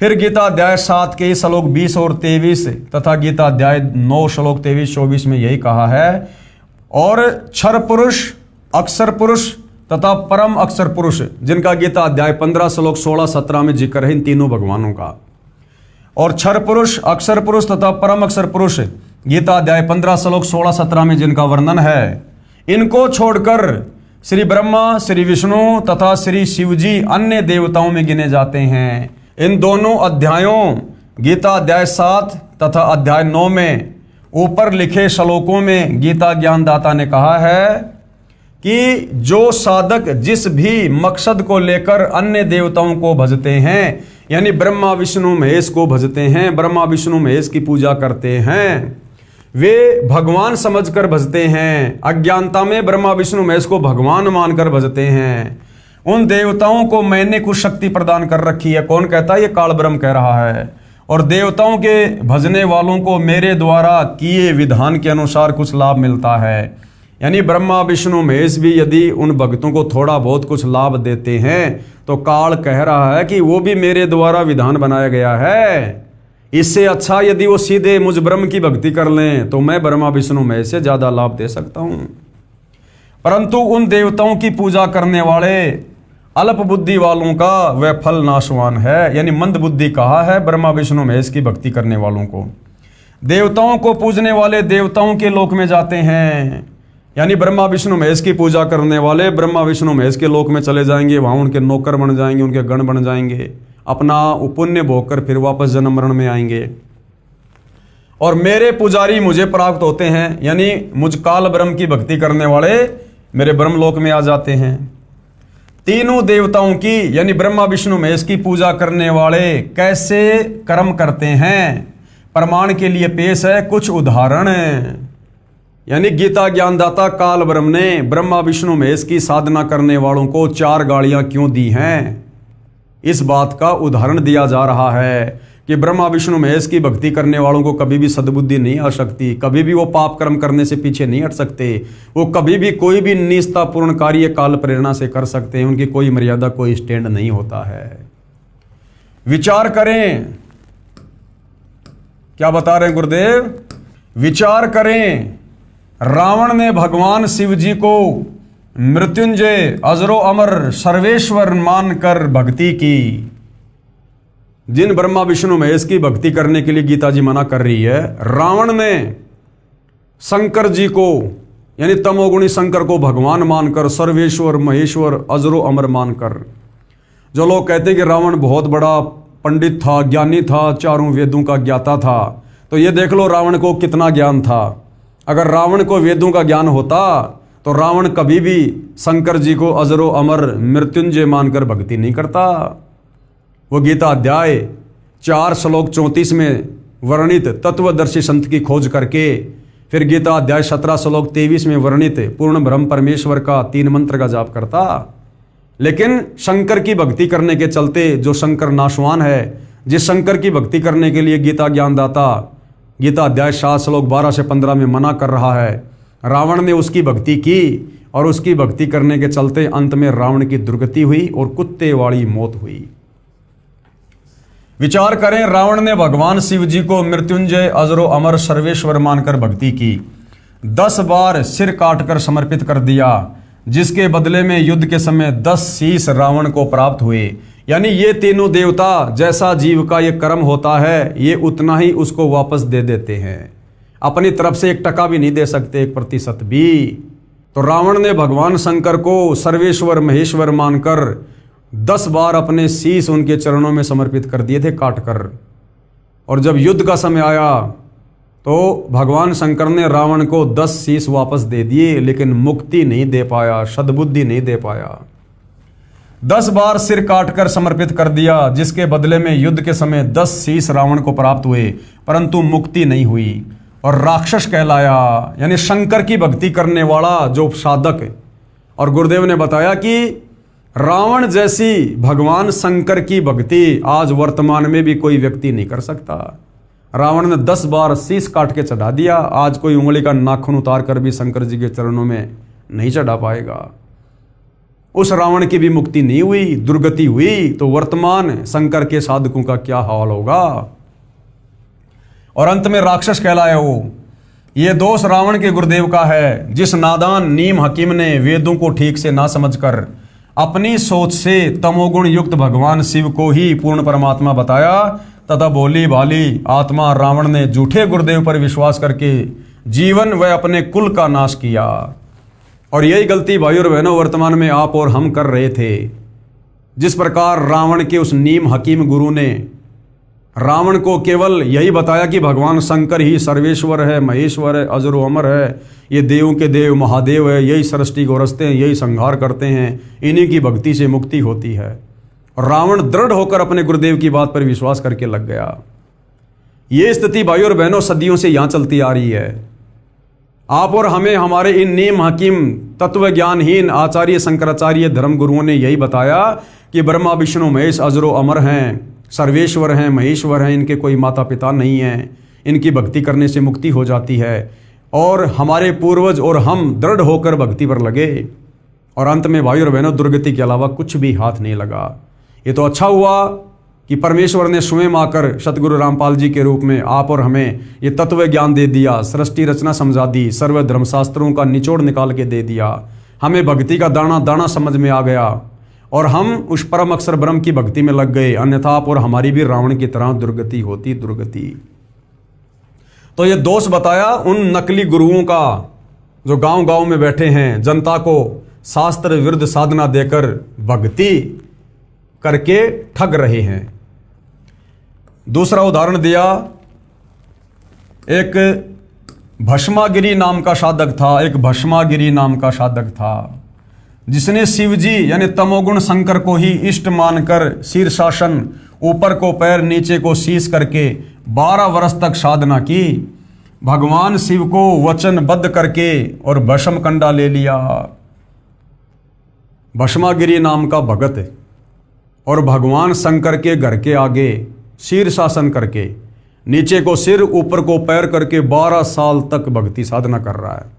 अब विचार करो भाई और बहनों, अगर भगवान शंकर को वेदों का ज्ञान होता, गीता का ज्ञान होता, शास्त्र अनुकूल सत भक्ति का ज्ञान होता, पूर्ण परमात्मा का ज्ञान होता, तो क्या भगवान शंकर अपने साधक को ये बात नहीं बताता कि भाई तू क्या कर रहा है? अरे वेदों में कहीं भी इस प्रकार की साधना करने का उल्लेख नहीं है नादान, ये तो हठ योग है, तू तो तप कर रहा है, तप करने वालों को तो काल नरक में ठोकता है, ये मेरी साधना नहीं है। अगर शंकर जी को ज्ञान होता तो अपने भगत को सही साधना बताता, लेकिन शंकर जी 12 साल से देख रहे हैं और प्रसन्न हो रहे हैं कि देखो मेरे लिए लोग कितनी कठिन साधना कर रहे हैं। तो शंकर जी को भी तत्व ज्ञान नहीं, शंकर जी को भी सत्य साधना का ज्ञान नहीं। 12 वर्ष तक साधना की, भगवान शिव को वचनबद्ध करके भस्म कंडा ले लिया। भस्म कंडा शंकर जी के हाथ में पहने जाने वाला एक कड़ा था। उसकी क्या खासियत थी? अगर वो कड़ा जिस हाथ में पहन रखा है, उस हाथ को यदि किसी के सर पे रख के कह दिया जाए भस्म, तो वो व्यक्ति भस्म हो जाता था, उसकी राख बन जाती थी। तो भस्मागिरी के मन में क्या दोष था कि ये भस्म कंडा में तपस्या करके शंकर को वचनबद्ध करके प्राप्त कर लूं और उसके बाद शंकर को ही मारूंगा, उसकी राख बना दूंगा और उसकी पत्नी पार्वती को अपनी पत्नी बनाऊंगा। यानी शंकर की भक्ति करने वाले के मन में इतना भयंकर दोष। इसलिए गीता अध्याय 7 श्लोक 12 से 15 में कहा कि ब्रह्मा विष्णु महेश की पूजा करने वाले राक्षस स्वभाव को धारण किए हुए मनुष्यों में नीच दूषित कर्म करने वाले मूर्ख होते हैं। अब वो राक्षस कहलाया फिर आगे चल के, क्योंकि उसने वही कर्म किया। अपने इष्ट को मारने चला भस्म कंडा प्राप्त करके, और अपने इष्ट की जो पत्नी थी, जो उसकी माता के समान थी, उसको अपनी पत्नी बनाने चला। तो इससे बढ़कर वो राक्षस स्वभाव को धारण किए हुए मनुष्यों में नीच व्यक्ति कौन होंगे? भगवान शिव जी को ही मारने लगा। उद्देश्य यह था कि भस्म कंडा प्राप्त करके भगवान शिव जी को मारकर पार्वती जी को पत्नी बनाऊंगा। भगवान श्री शिव जी डर के मारे भाग गए। फिर श्री विष्णु जी ने उस भस्मासुर को गंडस्त नाच नचाकर उसी भस्म कंडे से भस्म किया। अब भाई ब्रह्मा विष्णु महेश तो तीनों एक ही कैटेगरी के हैं, इनमें तो बराबर की शक्ति है। जब शंकर जी उसके आगे होके भग लिए तो विष्णु जी कहाँ से बचाव कर देंगे? तो विष्णु रूप में खुद कबीर परमात्मा जी ने और पार्वती जी का रूप बनाकर और उस भस्मागिरी को गंडस्त नाच नचाकर उसको भस्म करके फिर शंकर जी को शांत किया। यानी जब ये तीनों देवता भी दुखी होते हैं, परेशान होते हैं, तो ये भी आत्मा से परमात्मा को याद करते हैं, और वही परमात्मा परम अक्षर ब्रह्म कबीर देव उन आत्माओं की उनके संस्कारों के अनुसार मदद करता है। फिर श्री विष्णु जी ने उस भस्मासुर को गंडस्त नाच नचाकर उसी भस्म कंडे से भस्म किया। वह शिव जी तमोगुण का साधक राक्षस कहलाया, और वो भस्मागिरी आगे चलकर क्या कहलाया? भस्मासुर, भस्मा असुर, भस्मा राक्षस। हिरण्यकशिपु ने भगवान ब्रह्मा जी रजोगुण की साधना की तथा राक्षस कहलाया। इसी प्रकार हिरण्यकशिपु ने श्री ब्रह्मा जी से वरदान प्राप्त कर लिया, ना दिन में मरूं, ना रात में मरूं, ना अस्त्र से मरूं, ना शस्त्र से, ना दानव से, ना मानव से। अपने आप को भगवान मान बैठा और अपने ही पुत्र भगत प्रहलाद का दुश्मन हो गया। अर्थात अंत में वो भी राक्षस कहलाया। खुद परमात्मा परम अक्षर ब्रह्म ने, कबीर देव जी ने और नरसिंह रूप धारण करके उसकी छाती फाड़ी और अपने भगत को बचाया। अर्थात ब्रह्मा जी की साधना करने वाला हिरण्यकशिपु भी राक्षस कहलाया। इसलिए गीता अध्याय 7 श्लोक 12 से 15 में तीनों गुण, रजगुण ब्रह्मा, सतगुण विष्णु, तमगुण शंकर की पूजा करने वालों को राक्षस की संज्ञा दी गई है। आगे तीसरा उदाहरण दिया गुरुदेव भगवान ने। एक समय आज सन 2006, क्योंकि ये पुस्तक सन 2006 में लिखी गई थी, उससे लगभग 335 साल पहले हरिद्वार में हर की पैड़ियों पर शास्त्र विधि रहित साधना करने वालों के कुंभ पर्व की पर भी का सहयोग हुआ। यानी ब्रह्मा विष्णु महेश इन तीनों देवताओं के भक्तों का एक नहाने का समय आया, जिसको हम कुंभ कहते हैं। वहां पर सर्व ये त्रिगुण उपासक यानी ब्रह्मा विष्णु महेश के उपासक महात्मा जन स्नानार्थ पहुंचे, नहाने के लिए पहुंचे। गिरि पुरी नाथ नागा आदि भगवान श्री शिव जी तमोगुण के उपासक तथा वैष्णव भगवान श्री विष्णु जी शतोगुण के उपासक। और ये सबसे पहले नहाने को लेकर नागा तथा वैष्णव साधुओं में घोर युद्ध हो गया। लगभग 25,000 ये त्रिगुण उपासक मृत्यु को प्राप्त हुए। जो व्यक्ति जरा सी बात पर नरसंहार कत्लेआम कर देता है वह साधु है या राक्षस, ये विचार स्वयं कीजिएगा। आम व्यक्ति भी कहीं नहा रहे हों और कोई व्यक्ति आकर कहे कि मुझे भी कुछ स्थान नहाने के लिए देने की कृपया करें, शिष्टाचार के नाते कहते हैं कि आओ आप भी स्नान कर लो, इधर उधर होकर आने वाले को जगह दे देते हैं। इसलिए पवित्र गीता जी अध्याय 7 श्लोक 12 से 15 में कहा है, जिनका मेरी त्रिगुणमयी माया, काल कह रहा है कि ये जो मेरी ये त्रिगुणमयी माया है, रजगुण ब्रह्मा, सतगुण विष्णु, तमगुण शंकर, इनकी पूजा के द्वारा जिनका ज्ञान हरा जा चुका है, वे केवल मान बढ़ाई के भूखे राक्षस स्वभाव को धारण किए हुए मनुष्यों में नीच अर्थात आम व्यक्ति से भी नीच स्वभाव वाले हैं। दुष्कर्म करने वाले मूर्ख मेरी भक्ति भी नहीं करते। गीता अध्याय 7 श्लोक 16 से 18 तक पवित्र गीता जी के बोलने वाला ब्रह्म यानी काल ये कह रहा है कि मेरी भक्ति यानी ब्रह्म साधना भी 4 प्रकार के साधक करते हैं। एक तो अर्थार्थी जो धन लाभ चाहने वाले हैं, जो वेद मंत्रों से ही जंत्र मंत्र हवन आदि करते रहते हैं। दूसरे आर्त कौन होता है, जो संकट निवारण के लिए वेदों के मंत्रों का जंत्र मंत्र हवन आदि करते रहते हैं। तीसरा जिज्ञासु, जो परमात्मा के ज्ञान को जानने की इच्छा रखने वाले केवल ज्ञान संग्रह करके वक्ता बन जाते हैं तथा दूसरों में ज्ञान श्रेष्ठता के आधार पर उत्तम बनकर ज्ञानवान बनकर अभिमानवश भक्तिहीन हो जाते हैं। और चौथे हैं ज्ञानी। ज्ञानी वे साधक हैं जिनको ये ज्ञान हो गया कि मानव शरीर बार बार नहीं मिलता, इससे भगवान की साधना नहीं बन पाई तो जीवन व्यर्थ हो जाएगा। फिर वेदों को पढ़ा, जिनसे ज्ञान हुआ कि ब्रह्मा विष्णु शिव जी तीनों गुणों वह ब्रह्म यानी क्षर पुरुष तथा परब्रह्म यानी अक्षर पुरुष से ऊपर पूर्ण ब्रह्म की ही भक्ति करनी चाहिए, अन्य देवताओं की नहीं। उन ज्ञानी उदार आत्माओं को मैं अच्छा लगता हूँ तथा मुझे वे इसलिए अच्छे लगते हैं कि वे तीनों गुणों यानी रजगुण ब्रह्मा, सतगुण विष्णु तथा तमगुण शिव जी से ऊपर उठकर मेरी ब्रह्म साधना तो करने लगे जो अन्य देवताओं से अच्छी है। परंतु वेदों में ओम नाम जो केवल ब्रह्म की साधना का मंत्र है, उसी को वेद पढ़ने वाले विद्वानों ने अपने आप ही विचार विमर्श करके पूर्ण ब्रह्म का मंत्र जानकर वर्षों तक साधना करते रहे, परंतु प्राप्ति नहीं हुई। क्योंकि ओम मंत्र से काल की भी प्राप्ति नहीं होती है, केवल काल के ब्रह्म लोक में जाया जाता है। काल कभी किसी को दर्शन नहीं देता, इसने सौगंध खा रखी है, कबीर परमेश्वर की तरफ से इसको श्राप लगा हुआ है। इसलिए वेदों में वर्णित जो ओम मंत्र की साधना है, उस ओम मंत्र की साधना से ये काल भी दर्शन नहीं देता है। और वो नादान ज्ञानी भक्तों ने ये सोचा कि ये जो ओम मंत्र है ये पूर्ण ब्रह्म का है, परम अक्षर ब्रह्म का है, इसलिए बेचारे तन मन धन से भक्ति में लग गए। लेकिन तत्व ज्ञान ना होने के कारण, तत्वदर्शी संत की शरण ना होने के कारण अंत में रहे काल के जाल में। अन्य सिद्धियां प्राप्त हो गई, ओम नाम की साधना से अन्य सिद्धियां प्राप्त हो गई। क्योंकि पवित्र गीता अध्याय 4 श्लोक 34 तथा पवित्र यजुर्वेद अध्याय 40 मंत्र 10 में वर्णित तत्वदर्शी संत नहीं मिला जो पूर्ण ब्रह्म की साधना 3 मंत्र से बताता है। इसलिए ज्ञानी भी ब्रह्म यानी काल साधना करके जन्म मृत्यु के चक्कर में ही रहे। यानी काल कह रहा है कि मेरी जो साधना 4 प्रकार के लोग करते हैं, अर्थार्थी, आर्त, जिज्ञासु और ज्ञानी। उनमें ज्ञानी मुझे अच्छा लगता है, क्योंकि ज्ञानी वेदों का सार निकालकर ब्रह्मा विष्णु महेश की भक्ति ना करके केवल मेरी भक्ति करता है, ब्रह्म भक्ति करता है। लेकिन वो बेचारा ये सोचकर करता है कि ये जो ब्रह्म नाम है ये पूर्ण परमात्मा का होगा, क्योंकि वेदों में महिमा तो पूर्ण परमात्मा की, कबीर भगवान की है, और मंत्र जाप का केवल इस काल का है। तो उन्होंने तत्व ज्ञान के अभाव में जो ओम मंत्र देखा तो उन्होंने सोच लिया कि ये ओम मंत्र भी परम अक्षर ब्रह्म का है, कबीर देव का है। तो वो भी धोखे में ओम मंत्र को परम अक्षर ब्रह्म का जानकर पूर्ण मुक्ति के लिए साधना करते रहे, लेकिन अंत में तत्वदर्शी संत की शरण के अभाव में वो काल के ब्रह्मलोक में चले गए, जिस ब्रह्मलोक में जाने के बाद साधक फिर से जन्म और मरण में आता है। एक ज्ञानी अच्छी आत्मा महर्षि चुनक जी ने वेदों को पढ़ा तथा एक पूर्ण प्रभु की भक्ति का मंत्र ओम जानकर इसी नाम के जाप से वर्षों तक साधना की। एक मानधाता चक्रवर्ती राजा था। चक्रवर्ती राजा उसे कहते हैं जिसका पूरी पृथ्वी प्रशासन हो।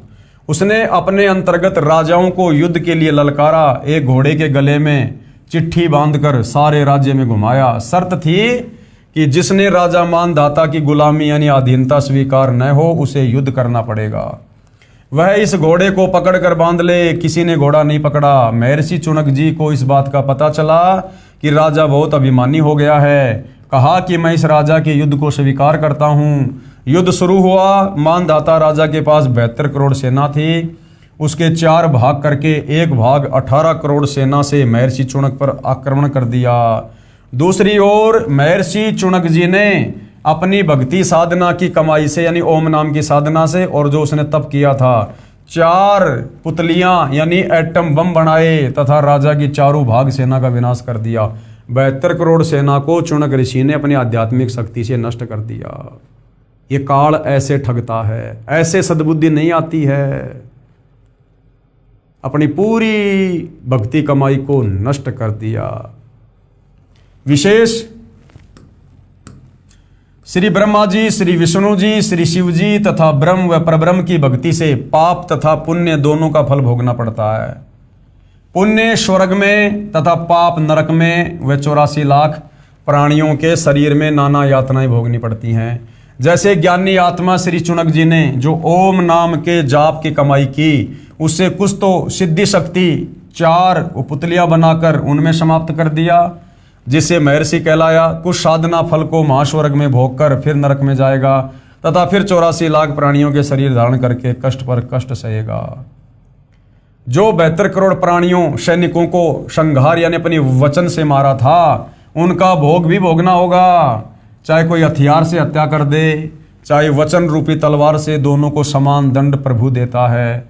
जब उस महर्षि चुनक जी का जीव कुत्ते के शरीर में होगा, उसके सिर में जख्म होगा, उसमें कीड़े बनकर उन सैनिकों के जीव अपना प्रतिशोध लेंगे। कभी टांग टूटेगी, कभी पिछले पैरों से अर्धंग होकर केवल अगले पैरों से घिसड़ कर चलेगा तथा गर्मी सर्दी का कष्ट असहनीय पीड़ा नाना प्रकार से भोगनी ही पड़ेगी।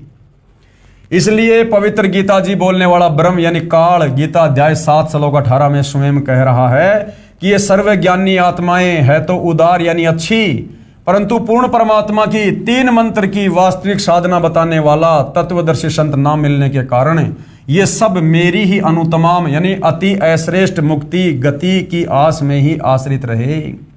अर्थात मेरी साधना भी अश्रेष्ठ है। काल कह रहा है मेरी साधना भी अश्रेष्ठ है, क्योंकि काल की साधना की उत्तम उपलब्धि है ब्रह्मलोक, और ब्रह्मलोक में गया हुआ प्राणी भी नीचे जन्म मरण में। जैसे ये चुनक ऋषि ओम नाम की साधना की, ब्रह्मलोक में चला गया, उसके बाद अपने कर्म भोगने के लिए वापस नीचे आएगा, 84 लाख योनियों में जाएगा। इसलिए काल ने गीता अध्याय 7 श्लोक 18 में अपनी ओम नाम की साधना को भी अश्रेष्ठ यानी घटिया कहा है।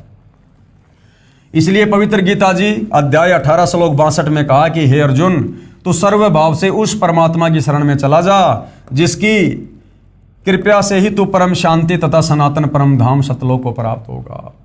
इसलिए खुद गीता ज्ञानदाता काल ब्रह्म गीता अध्याय 18 श्लोक 62 में अर्जुन को सलाह दे रहा कि अर्जुन देख ले, मेरी भक्ति करनी है ओम नाम की, या इससे नीचे ब्रह्मा विष्णु महेश की करनी है तो देख ले भाई यहाँ पर क्या क्या कष्ट भोगने पड़ेंगे। जन्म और मरण से पीछा नहीं छूटेगा, लक 84 योनि में जाना ही पड़ेगा, गधा कुत्ता सुअर बनना ही पड़ेगा, कर्म भोगना ही पड़ेगा।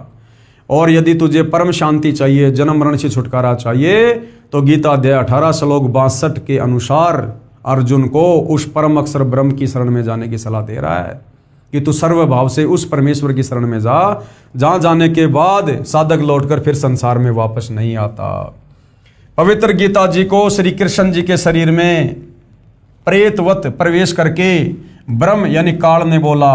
फिर कई वर्षों उपरांत पवित्र गीता जी तथा पवित्र चारों वेदों को महर्षि व्यास जी के शरीर में प्रेतवत प्रवेश करके स्वयं ब्रह्म यानी क्षर पुरुष द्वारा लिपिबद्ध भी स्वयं ही किया गया। इसमें परमात्मा कैसा है, कैसी उसकी भक्ति करनी है तथा क्या उपलब्धि होगी। ज्ञान तो पूर्ण है, परंतु पूजा की विधि केवल ब्रह्म यानी क्षर पुरुष अर्थात ज्योति निरंजन काल तक की है। चारों वेदों का सार ही पवित्र गीता जी है, यानी जो ज्ञान भक्ति और भगवान को लेकर चारों वेदों में है वो संक्षेप में शॉर्ट में गीता जी में है। तो चारों वेद कहो चाहे गीता जी कहो, इनमें ज्ञान तो पूर्ण ब्रह्म परमेश्वर का है, परंतु भक्ति का जो मंत्र है वो केवल काल तक का है, ब्रह्म तक का है। जिस कारण से तत्वदर्शी संत के अभाव में हर एक भगत आत्मा जी जान लगाकर भी काल की ब्रह्म की साधना करके और इसकी घटिया अनुत्तम गति का शिकार होती आई है। यानी उन्होंने सोचा कि ये वही महिमा तो पूर्ण परमात्मा की लिखी है, परम शांति प्राप्त होगी, परम गति प्राप्त होगी, वहाँ जाने के बाद साधक फिर लौटकर संसार में नहीं आएगा। फिर इन्होंने देखा कि उसका मंत्र क्या है। अब मंत्र भैया वो परम शांति वाला है नहीं, वो तो संकेतों में है, सीधा सीधा इस काल का मंत्र है ओम। तो उन अच्छी आत्माओं ने उस ओम मंत्र को ही कबीर भगवान का मंत्र जानकर पूर्ण मुक्ति के लिए जाप करना शुरू कर दिया। और अंत में क्या हुआ, धोखा हो गया, क्योंकि काल धोखा देता है।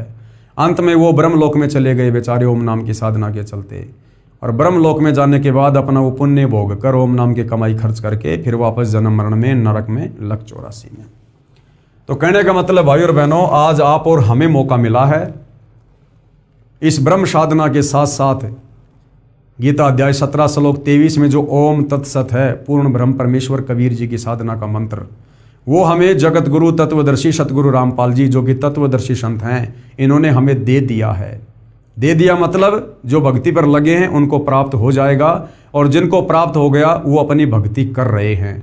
और अगर उनकी मर्यादाओं में रहकर आजीवन भक्ति की गई तो केवल उन्हीं आत्माओं का गीता अध्याय 18 श्लोक 62 के अनुसार जो है पूर्ण मोक्ष होगा, उन्हीं की पूर्ण मुक्ति होगी कि तू सर्वभाव से उस परमेश्वर की शरण में चला जा, जहाँ जाने के बाद यानी शतलोक जाने के बाद साधक यानी भगत फिर लौटकर संसार में यानी काल के 21 ब्रह्मांड में वापस जन्म मरण में नहीं आता।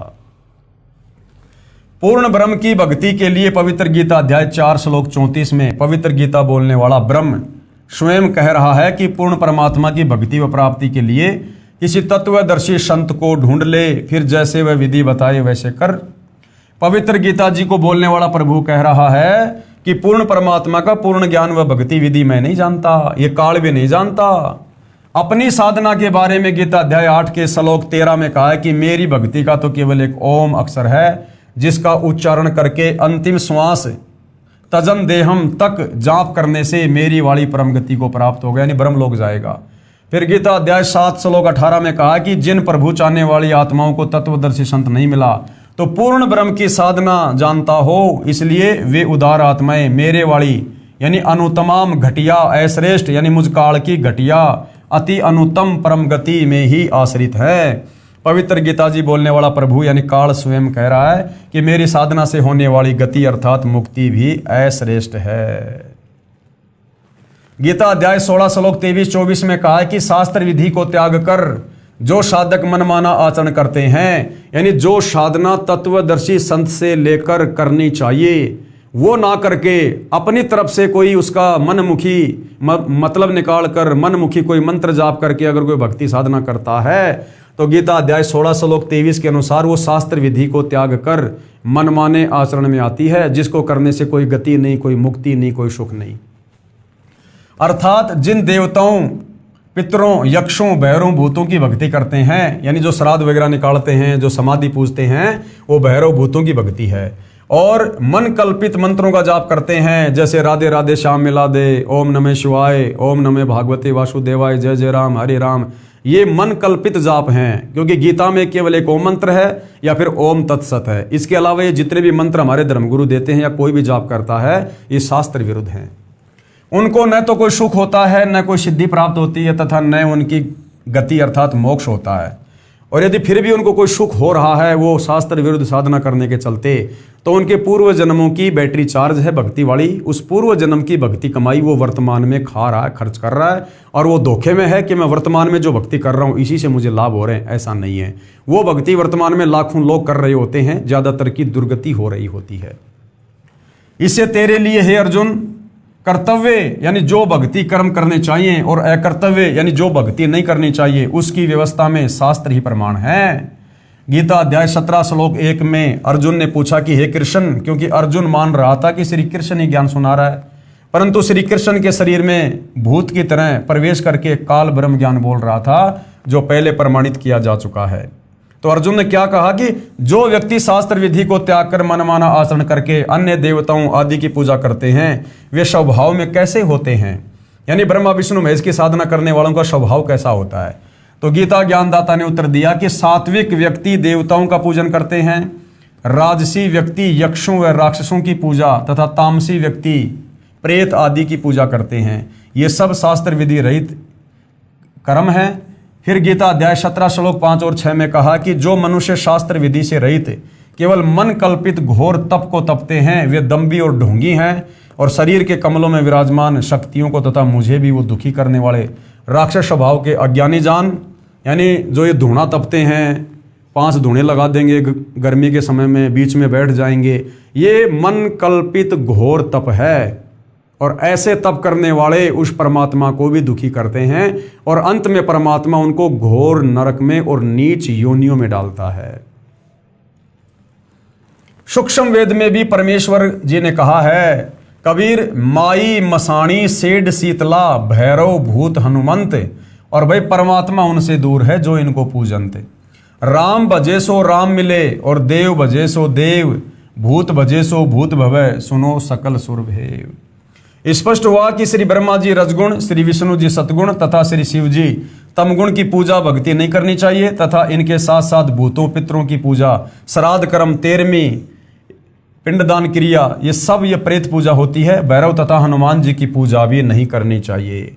अरे हनुमान जी तो बेचारा खुद भगत था, त्रेता युग में श्री रामचंद्र जी की भक्ति करता था और हम नादान तत्व ज्ञान के अभाव में उस भगत को ही भगवान मानकर पूजने लग गए, तो हमसे बड़ा मूर्ख कौन होगा। तो भाइयों और बहनों, ये पवित्र पुस्तक कबीर बड़ा या कृष्ण, यदि आपने धैर्य पूर्वक रुचि लेकर निष्पक्ष भाव से इसको पूरा पढ़ लिया या इसके ऊपर जो वीडियो बन रहे हैं आपने सारे वीडियो देख लिए, तो निश्चित ही भक्ति और भगवान को लेकर, शास्त्रों की यथार्थ स्थिति को लेकर आप किसी भी प्रकार के भ्रम में नहीं रहेंगे। तो जनता की अदालत में जो मामला चल रहा है वो परमात्मा को लेकर है कि कबीर बड़ा या कृष्ण। श्री कृष्ण जी की तरफ से उनके वकील साहिबान सर्व हिंदू धर्मगुरु हैं और कबीर जी की तरफ से उनके वकील साहिबान स्वयं कबीर जी यानी सतगुरु रामपाल जी हैं। सामने जनता अदालत में बैठी है और जज खुद जनता ही है, जो शिक्षित होने के कारण वर्तमान में खुद निर्णय कर लेगी कि वास्तव में हमारे धर्मशास्त्रों में भक्ति और भगवान के विषय में क्या लिखा हुआ है और हमारे नादान धर्मगुरु हमें इन शास्त्रों के विरुद्ध क्या साधना करवा रहे हैं। तो जनता धीरे धीरे अध्यात्म में रुचि ले रही है। रुचि लेना स्वाभाविक है क्योंकि ज्ञान ही ऐसा है। आज से पहले यह ज्ञान हमें किसी ने दिया ही नहीं, जिस कारण से भक्ति करते करते हमें कोई लाभ हुआ नहीं और हमारी रुचि धीरे धीरे भक्ति और भगवान में डाउन होती चली गई। अब फिर से कबीर परमेश्वर सतगुरु रामपाल जी ने आकर हमारी रुचि को धीरे धीरे ऊपर की ओर बढ़ाना शुरू किया है और अब रुचि हमारी ऊपर की ओर बढ़ रही है, यानी हम भक्ति साधना को लेकर धीरे धीरे हम जानने के लिए उत्सुक हैं। और जब हमें ये पूर्ण ज्ञान हो जाएगा उसके बाद हम जगत गुरु तत्वदर्शी सतगुरु रामपाल जी से नाम उपदेश लेकर भक्ति शुरू करेंगे। उसके बाद देखना भाइयों और बहनों, जो लाभ इन्हीं ब्रह्मा विष्णु महेश की साधना करते करते हमें सदियों से प्राप्त नहीं हुए, वही लाभ चंद दिनों में तत्वदर्शी सतगुरु रामपाल जी की साधना से हमें होने लगेंगे और हमारा मन, हमारी रुचि भक्ति में आगे बढ़ेगी।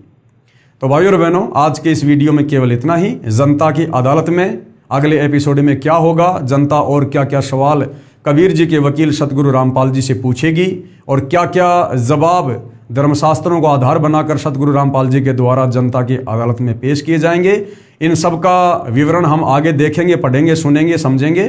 तब तक पूज्य गुरुदेव भगवान हम सबको आज्ञा दे, आशीर्वाद दे, सद्बुद्धि दे, हमारा मार्गदर्शन करे। बंदी छोड़ सतगुरु रामपाल जी परमेश्वर जी की जय हो।